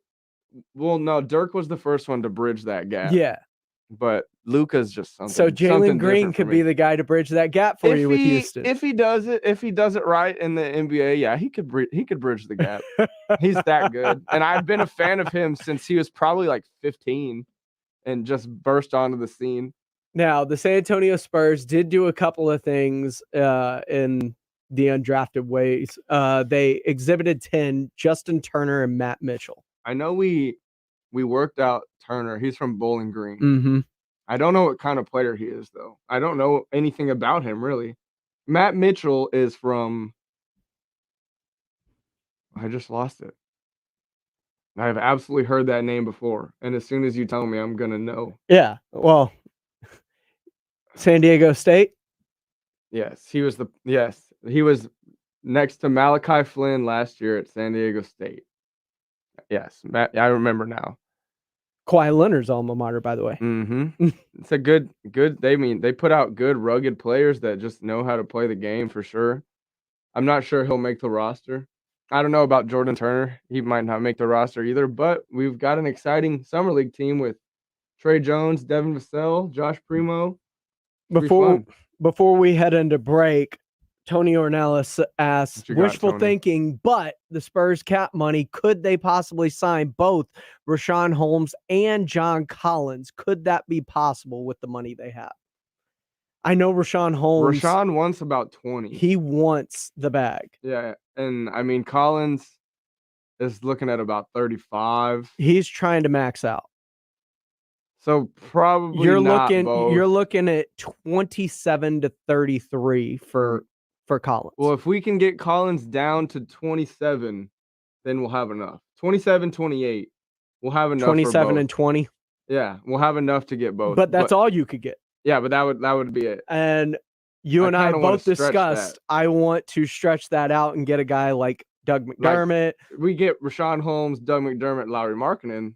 That's the same amount of money for those other Bobby Portis, Lauri Markkanen. I want Bobby Portis so bad, but that man is staying in Milwaukee. You think he is? Oh yeah, he's a fan favorite. Yeah, I know he's a fan favorite, but $3 million. Yes, but I think they're gonna re-sign him. I think they're gonna re-sign him. but they have other people they have to worry They about do. resigning, like Drew Holiday, who's way more important. Absolutely. And if they don't, send Bobby Portis the bag. For sure. The bag as in how much? Like between 10 and 15 million. Okay. Yeah. 15 being the absolute highest I would pay him. What do you think Mark's going to get? Between 15 and 20. Okay. So we're on the same page there. It was insane that they came out and said it was going to be 15 at the most. You remember that? Yeah. I was like, God, that feels low. And if that's the case, I'm in. I'm so in. I can spend even more money now. Yes, I'm so because earlier before that had come out, we had pegged him at about 25, right? Think Miles Turner. Tony, you are But he's under contract though, right? He's not a free agent. He's not a free agent. He's still got, I think, 2 more years. But he is the ideal Spurs big. What would it take? I mean, so I would sign a trade. I'd send DeMar, give me Miles Turner and someone else. DeMar's got to agree to a sign and trade though, and it's Indiana. It's Indiana, but Indiana's a couple pieces from being really, really good. Sure. Domantas Sabonis, Karis LeVert, Malcolm Brogdon. You put DeMar in there. I mean, sheesh. So that's a good 4. If you could talk him into it, I'm in. And they just drafted someone really good too. Assuming didn't that draft pick end up going? Oh, they traded it. Yeah, they traded it to the Thunder, I think. Lakers? Maybe it was. Wasn't it part of the Laker trade for the Wizards? Yeah, you're right. You're right. Anyway, before we get off the rails with that, what would it take if DeMar doesn't want to go there? To get Miles Turner? You think you could do it for a first and Lonnie? I don't think they're very high on Miles Turner right now. I definitely don't think they're going to re-sign him. Sure. Yeah, I mean, I don't know. I would have to gauge I would send that. I would absolutely send that. If you're asking me if I would trade that for Miles Turner, yes. Do I think that would be enough on their end? I think they would probably want more. Yeah. But I would do that for sure. Yeah. Would you do Derek in a first? Yes. Yes. I would do Derek in a first. Would you do DeJounte in a first? See, then we're kind of stepping over, but maybe. It's enticing because Miles can lead the league in blocks and as you well know what as you shoot drafted the 3. This year as and well. We drafted what could be our next DeJounte. I mean, their games DeJounte with range. Yeah, their games. Who I was searching through my mind so much for a comparison to Primo. And the closest thing I've come to is Shai Gilgeous-Alexander. Ooh. All right. Maybe not as good in the pick and roll yet. But could be. But yeah. I mean, he's 18. Yeah, he very well could be. He's the lanky guard, athletic. I mean, it fits. No Markkanen would like to see Oubre, Craig, or Porter. I'm not huge on Oubre. No, I don't. But Torrey Craig, I'm guessing he's talking about Torrey Craig. If we don't get Markkanen. But I'm huge on Markkanen. So between those 3, I would like Torrey Craig. I like what he brings to the team. I do too. I just think I don't want Kelly Oubre as much. I think especially with the Spurs and their lack of star power, Markkanen could be a star for San Antonio. He could, yeah, he could. He needs an awakening in his career for sure. Because he's been pushed to the side gradually. Tavares says the Wizards and DeMar make the most sense. We'll find out because they're going to have to do something to keep Bradley Beal there now that they've shipped off. Oh, yeah. And Kuzma and Montrez ain't enough. Kuzma and Montrez ain't enough, but DeMar could be, and he could fill that Westbrook role. He could. Even better than Westbrook does, I think, in a sense, in terms of just the way he played, being a distributor and a scorer this past season with the Spurs, or the past 2 seasons with the Spurs. Yeah, I mean, I don't know about... And I'd love me some Rui Hachimura. Oh, I would love... Yeah, give me Rui. Rui's got to be the piece. I'd like Thomas Bryant, but I would also give me a future first. Yeah, future first, or I would take Daniel Gafford. We'd have to find out, and I'm sure they'd probably have to make the money work in some way, shape, or form. Yeah. He is Jack Thompson. You can follow him on Twitter at Jack_Thompson33. I am Pleasure. This is the Saturday Morning Hangover. Coming up next, though, we're going to shift gears a little bit. We got to get into the NFL. We got to get into the boys, and we got to get with our boy, one of the fantasy guys, your co-host on the Post Up. Big Poppy, Brandon Medina. Join us next right here on the Saturday Morning Hangover on San Antonio Sports Star, ESPN AM 1250 and 94.5 FM. It's football, and not the Europe kind. You know, the one where they use their feet in conjunction with the ball. Prescott will give it a Zeke, starts up the middle, bounces left. But they also use their feet, but they use their hands as well. 30, 20, and 10, and touchdown. You know what I'm talking about. Oh, yeah, the American kind. Dallas Cowboys football on San Antonio Sports Star, ESPN AM 1250 and 94.5 FM. Nobody protects you from mayhem like Allstate. I'm a broken traffic light. Stop and go is the name of my game. It's easy. You go, they go. What was it? They go, you go? And if you have the wrong car insurance, these repair costs could stop you in your tracks. So get Allstate's new low auto rate and be better protected from mayhem, like me. Not available in every state based on coverage and limits selected. Subject to terms, conditions, and availability. In most states, prices vary based on how you buy. Allstate Bar and Casualty Insurance Company and affiliates, Northbrook, Illinois. There's no place like Panera, where a bite of the toasty, saucy Chipotle chicken avocado melt tastes like, focaccia. A cool and refreshing strawberry poppy seed salad al fresco is so sweet. And a cheesy Chipotle chicken and bacon flatbread pizza in your favorite booth feels just right. So treat yourself, because there's no place like Panera. Order on the app today.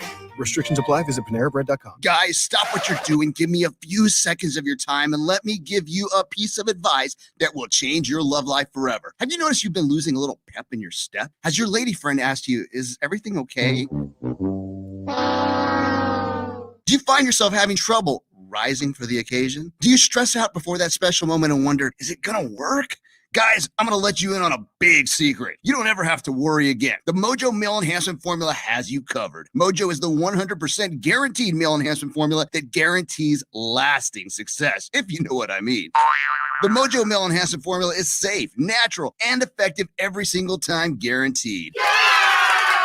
Mojo is available in a fast-acting spray and a quick-action capsule. Do yourself and her a favor and call Pure Line Nutrition in San Antonio today. They'll get you set up for success. Call 210-494-2210. That number again is 210-494-2210. Mojo Male Enhancement, only available at Pure Line Nutrition. Injuries happen, so if you twist, pull, pop, or snap something, you need Dr. David Espinosa at TSAOG Orthopedics. Dr. Espinosa treats all non-surgical orthopedic injuries and has same-day and next-day availability. Telemedicine services are also available. There is no reason to be in pain. If you are hurting, visit Dr. David Espinosa at TSAOG Orthopedics. Learn more at TSAOG.com. That's TSAOG.com, or schedule your appointment by calling 210-804-5490. Right. I was like, Howdy, San Antonio. Chip Ingram from the Roo Pub and the Angry Elephant, inviting you to come out and enjoy patio season. We have newly remodeled patios, garage doors, and everything else you need to enjoy this great South Texas weather. As always, ice cold beer and specialty drinks. Happy hours daily from 11 a.m. to 7 p.m. And our kitchen is open from 11 a.m. to 2 a.m.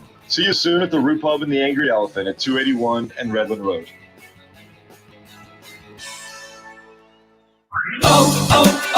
O'Reilly! Syntec is back and better than ever at O'Reilly Auto Parts. Syntec is a premium full synthetic motor oil at an affordable price. Right now, get 5 quarts of Syntec full synthetic and a Wix filter for just $31.99. Plus, earn double O Rewards points. Minimize friction, heat, and wear on your engine with Syntec full synthetic motor oil exclusively at O'Reilly Auto Parts.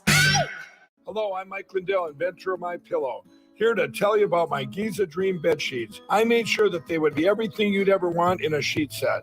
I started with the world's finest cotton called Giza. It's only grown in a region where the Sahara Desert, the Nile River, and the Mediterranean Sea all meet. The long staple cotton makes my Giza Dream sheets ultra soft and durable. They come with extra wide pillowcases to fit over any pillow and extra deep pockets to fit over any mattress. Not only that, they come with my 60-day money-back guarantee and a 10-year warranty. And now you can get the best sheets ever for the best price ever. When you buy one of my Giza Dream bed sheet sets, you'll get another one absolutely free. I personally guarantee that they'll be the most comfortable sheets you'll ever own. Go to mypillow.com and click on the radio listener square and use promo code SKY, S-K-Y, for this amazing special, or call 800-635-1825 and use promo code SKY.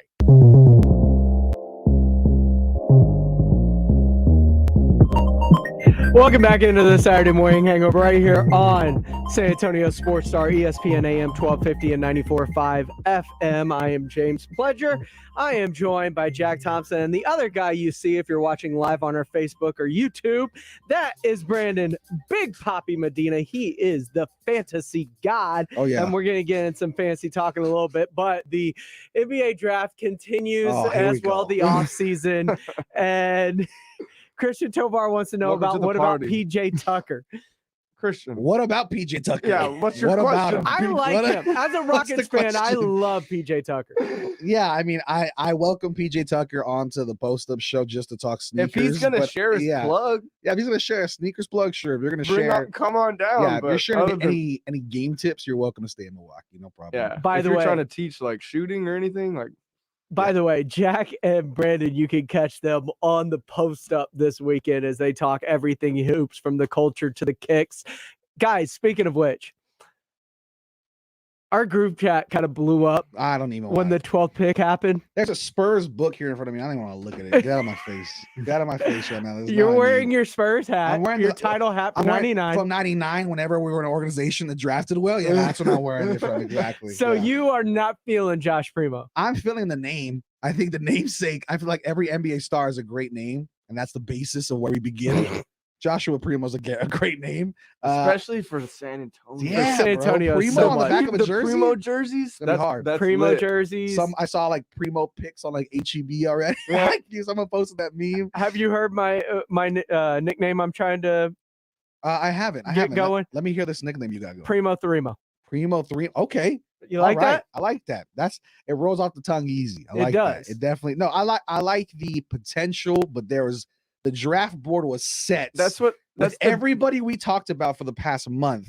They were there. All of them. Moses Moody, Kai Jones, Jalen Johnson. My number one I've been saying for weeks was I saw Moses Moody. Supposed to be there. And I was like, this is it. I was like, my life is good. We made it. I felt like Future. I was like, hey, life is good. Life is good. I was like, sensational. And so I was ready for it.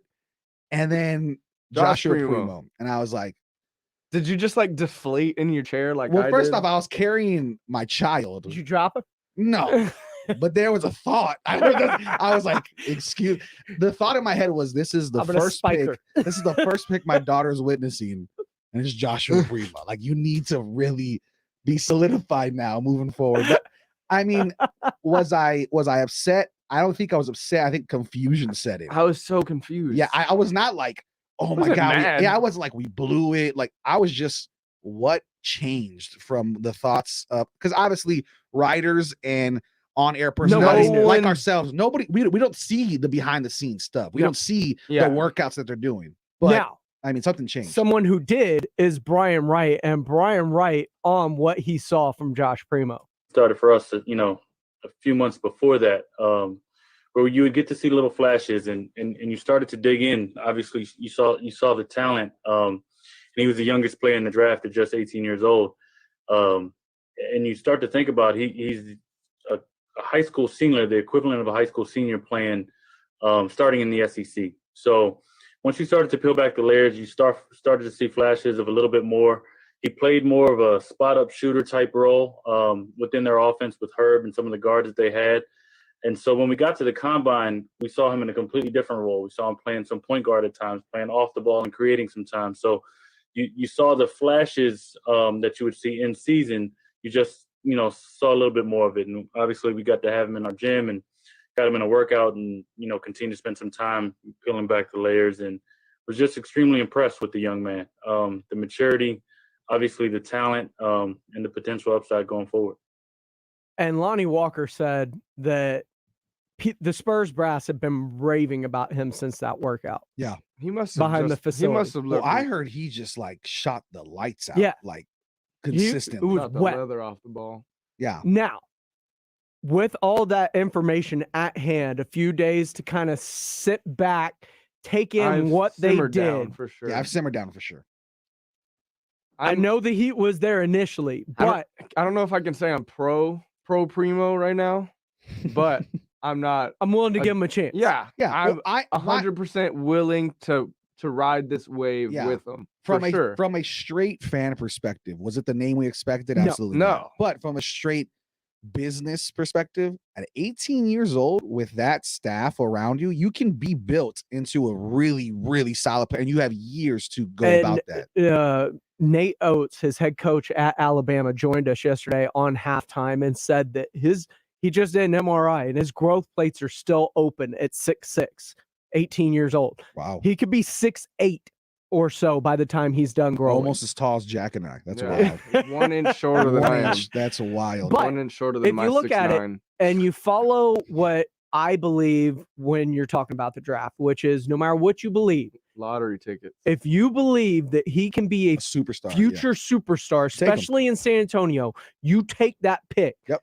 Another thing for, and you don't get cute. You don't try and trade back and mess with it. Yeah. If you think that dude's a future star in the league, you take him. Well, I like that he also really wanted to be a Spur. There was reports that he wanted to go to the Spurs. There was a mutual. Yeah, him and Weiskamp both had said Now, prior to the draft. Love Weiskamp in By the the way, second round. Weiskamp 41. Love that. We all are in agreement with Weiskamp, right?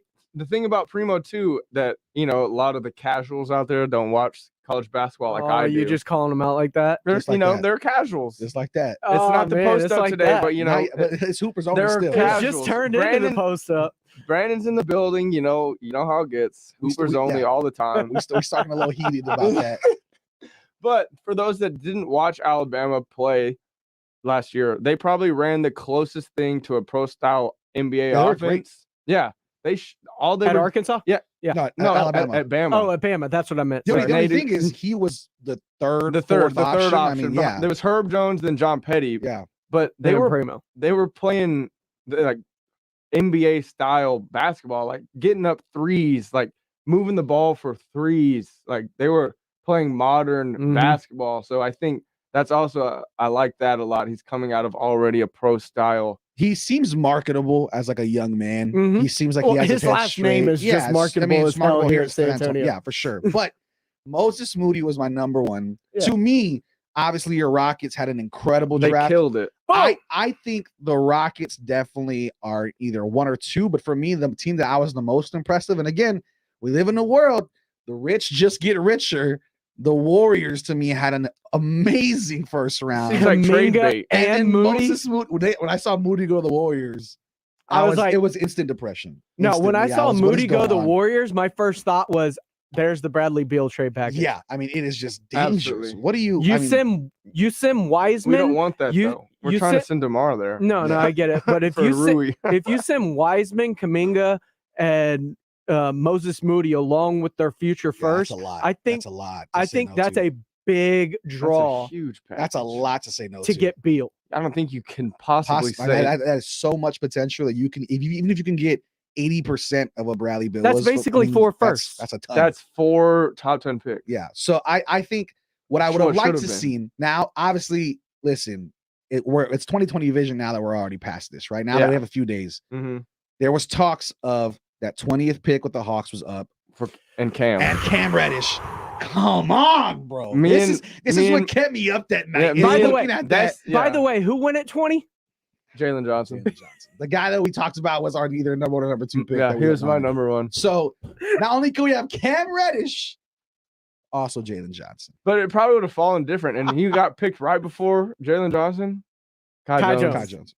Yeah, I was like, what? This is just that's it another was a team that smack to the absolutely Spurs. killed the draft was Charlotte. Yeah, Charlotte did a good job. Book Knight and Kai Jones. Oh, mean. It's a nice pick. Mean. Those two are Fits so perfect. solid. fits Yeah, so those are perfectly great. with that squad. Even in the second round, I told you, I was like, yo, I love Io too. Io to went to Chicago. That's gonna be a fun one. And then when you and hit he's me a up, Chicago boy. you hit me up and you're like, who do you want in the second pick? And I Very said, next pick. I said Livers, Kessler Edwards, or Reeves from OU, and then literally back to back. I just like this dropped, and I was like, all right, sounds good. I was like, or we take Weiskamp, that's fine.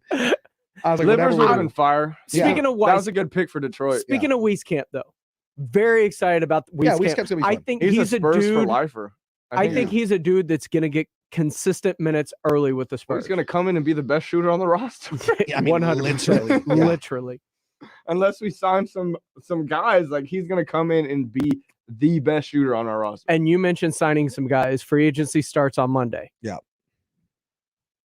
Oh God. Deep breath, guys. Deep breath. I'm indifferent about this. I don't even know where to There's go a from lot. here. There's a lot to unpack here because who knows, John Collins man? just had his replacement drafted. Yes. Plus, the year before, he also had his replacement drafted. Yep. In Onyeka Okongwu, And right? the year before that, in Cam Reddish. Yeah. and also DeAndre Hunter. DeAndre Hunter. Yeah. I mean, they've been waiting for this. So they've been stockpiling John Collins' replacement. Damn, Atlanta has talent, bro. I just keep thinking about it. Like, trade Atlanta, that's a lot DeMar of to Atlanta. I think it's a lot of young talent. Hey, sign and trade DeMar to Atlanta. That's what I'm saying. They got a lot of good wings. It's a fashion out capital. there. They got a lot of good wings out there. But Yeah, they do. Collins, he's one of the big names that the Spurs have been linked to. I want to say he is the biggest name. I mean, there's not many huge names in this free agency class. I think he's Him and absolutely DeMar are the biggest name. Only like Star power names. free Yeah. agents. Yeah. Besides your boy Laurie, I know you're like, hey, listen, don't leave my boy out. Lowry was put some respect on marking his name. Getting there, and then they just kind of the forgot about him. The Bulls. That's on the Bulls for just it is misutilizing. It him. absolutely is. It's just like I refuse to believe it is marketing's fault. This is straight on. Who's the coach there now? Is it Billy Donovan? Billy. And what's the GM's name that just traded for Vucevic? I don't know. Oh, I don't know the Bulls. They got a new GM, and he's basically that's a nice one. well, they've got Vucevic, they've That's got Levine, they've got Kobe White. They could use a DeMar. I like Kobe They White. could absolutely use him DeMar. I'm just saying, you know. Yeah, no, I think Collins is there. Obviously, marketing's there.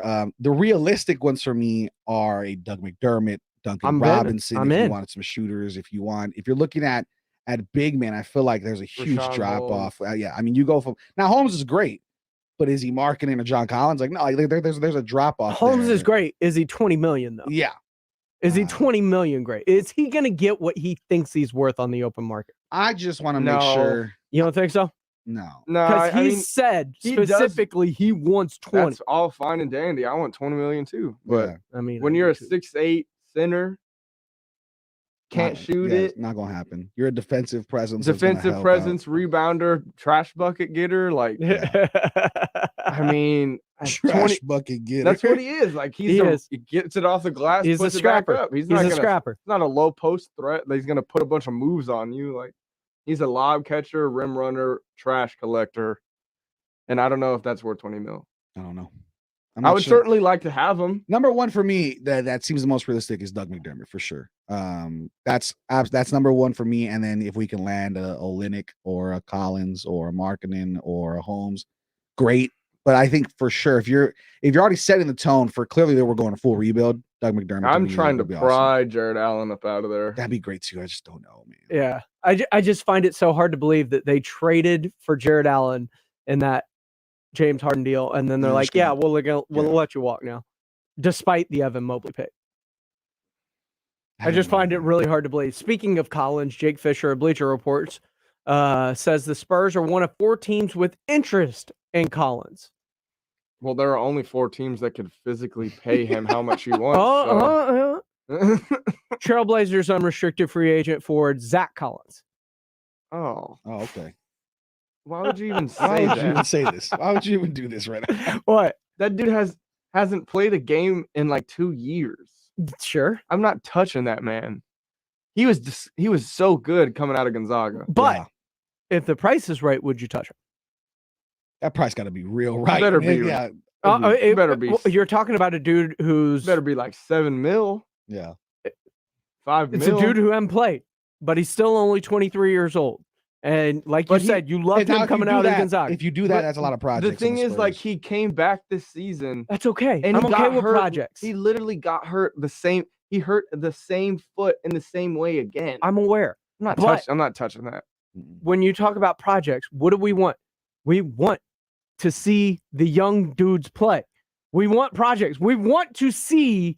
You know what I don't like, bro? The youth movement. I don't like this And optimism from the side of the glass that has so much potential on this squad. And if it blows up in your face, fine, because then you got the #1 pick next year. I don't want Collins. Zach Collins.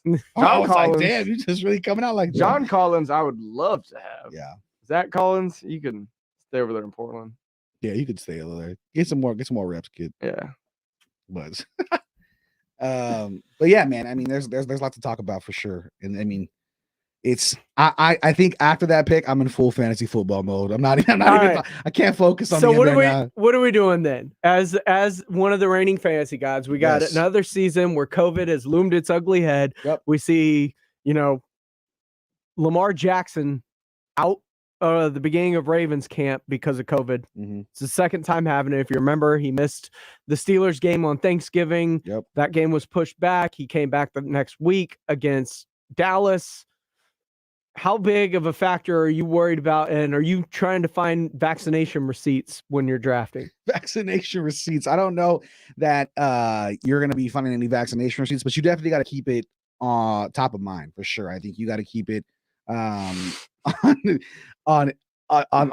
of your mind when drafting, especially when you look at players like Cole Beasley who are slipping really heavily, who are refusing to. I mean, it's 100% up to them, and we have no problem. But if you're going to take them on your team, you're taking that risk of them missing out weeks that you need them. But I feel like for the most part, not just is it the COVID worrisome stuff, but also there's a lot of injury still lingering for a lot of players that are fantasy relevant. I mean, you look at Carson, you look at Dak. Oh God, yeah, that came out nowhere. When you start saying indefinitely, I'm less worried about Dak and his shoulder fatigue, in a sense. Yeah, but the Carson Wentz thing's definitely a worry. Well, you got Saquon. Saquon, I mean, he's an absolute animal machine. But are we going to see the same Saquon after that injury? We'll see. I think so. He's young enough to come back and make a big impact. But we've only seen it very few times. He's gonna be fine. Yeah, he's gonna be fine. I mean, that line's not gonna help him. My question is, as we get ready for the draft, everybody knows who the big names are, right?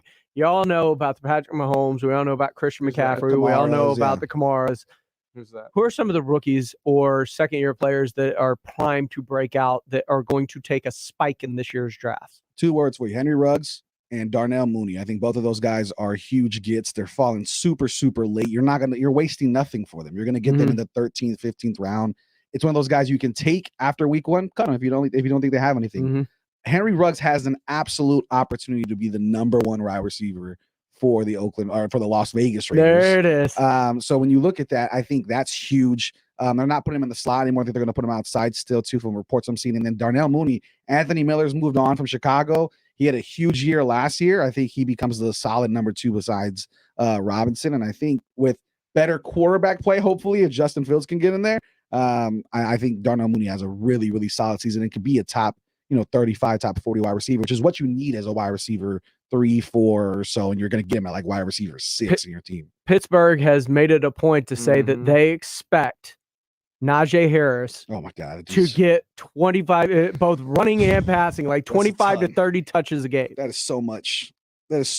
I think you got to take it with a grain of salt. I think Najee Harris is going to be a stud. 100%. And he's going in the second round, and he deserves to go in the second round. He's going to be a top 10 back. But yeah, he has top 10 back potential, but also understand Fantasy-wise, there is a lot of mouths to feed there in Pittsburgh. Juju. Yeah. Speaking of second-year guys, Chase Claypool. That was going to be mine. And then not only that, you got Deontay, who's leading in like targets. I mean, everybody's getting targets. So is he going to get 20, 30 total? And Ebron. I could see him getting 15 touches a game as far as running, but I don't think he's going to reach that 25, 30 threshold until probably year 2, year 3. Where are some other rookies to watch out for? Because you hear at Jets camp, especially with Zach Wilson now signed in camp and ready to go. Yep. Elijah Moore's turning a lot of heads. Yeah, Elijah Moore's turning a ton of heads. I think he's going to be a player to keep on the lookout, but you could get him in free agency. Nobody's drafting Elijah Moore. That's the thing. You don't want to jump the gun because you like a player when you can get them later on. Yeah. A person that I like a lot that I've grown on exponentially over the past weeks is Javonte Williams with Denver, the running back there. I don't think Gordon's the guy, and I think they drafted him pretty high, Javonte, to be that guy in camp. I think it's going to become a running back by committee, and he's going to slowly take the lead by, let's say, week 4, week 5. I have him on one of my leagues. I already did a draft, and I have him as like my running back 5 or so, or 4. So he's not even looking to play for me. I don't need him to play for me, but if he can get that running back 1 numbers, I'm all for it. Last one before we go. Running backs, everybody knows that they're going to go early and often, but if there's one you can find possibly that has flown under the radar, including last year, and I think he kind of established himself last year, but he's still not being mentioned very much. In Miami, Myles Gaskin. Yep. There's still no real contender to his throne after having a really good end of season last year. Myles Gaskin's a huge get in, I think, the 3rd or 4th round. I mean, he's slipping pretty far, as well as Mike Davis. Especially for a starting back. Yeah, as well as Mike Davis. If you can get starting backs there, and then another person that's slipping back, is a lot of the running backs in Seattle are moving back for some reason. Chris Carson is a huge get. I mean, that's a top 10 guy with potential. They're trying to let Russ eat. Yeah, I think if you could get Mike Davis in that 5th, 6th round, you're sitting pretty. It's a starting back that's going to be in a really rough Atlanta offense, and they're going to be playing from behind a lot of times. He might be getting some more PPR points if you're in a PPR league. He is Brandon Big Papi Medina. You can follow him. Fancy Gods coming back August 29th? Yeah, I believe so. If not 29th, I think it might be 22nd, but around there. In a few weeks, we're going to be here having a ball. He is Jack Thompson, my co-host here on the Saturday Morning Hangover. I am James Pledger. Once again, everybody, thank you all for joining us this week. Hang loose, have fun, and most importantly, stay cool, guys. This has been the Saturday Morning Hangover on San Antonio Sports Star, ESPN AM 1250 and 94.5 FM. Don't wait until you think you have a problem with your water before calling Alamo Water Softeners. Hi, Jason Minix here. Have Alamo Water Softeners come out to your house and give you a free water analysis and free estimate. Get free basic installation with the purchase of select new water softeners. You know, in San Antonio, we have some of the hardest water in the country. Having a water softener, it's a necessity, not a luxury. So discover the Alamo Water Softeners difference. Go to alamowatersofteners.com. That's alamowatersofteners.com. Have you wanted to speak a new language but thought it'd be too difficult or take too much time? Then try Babbel. Whether you want to learn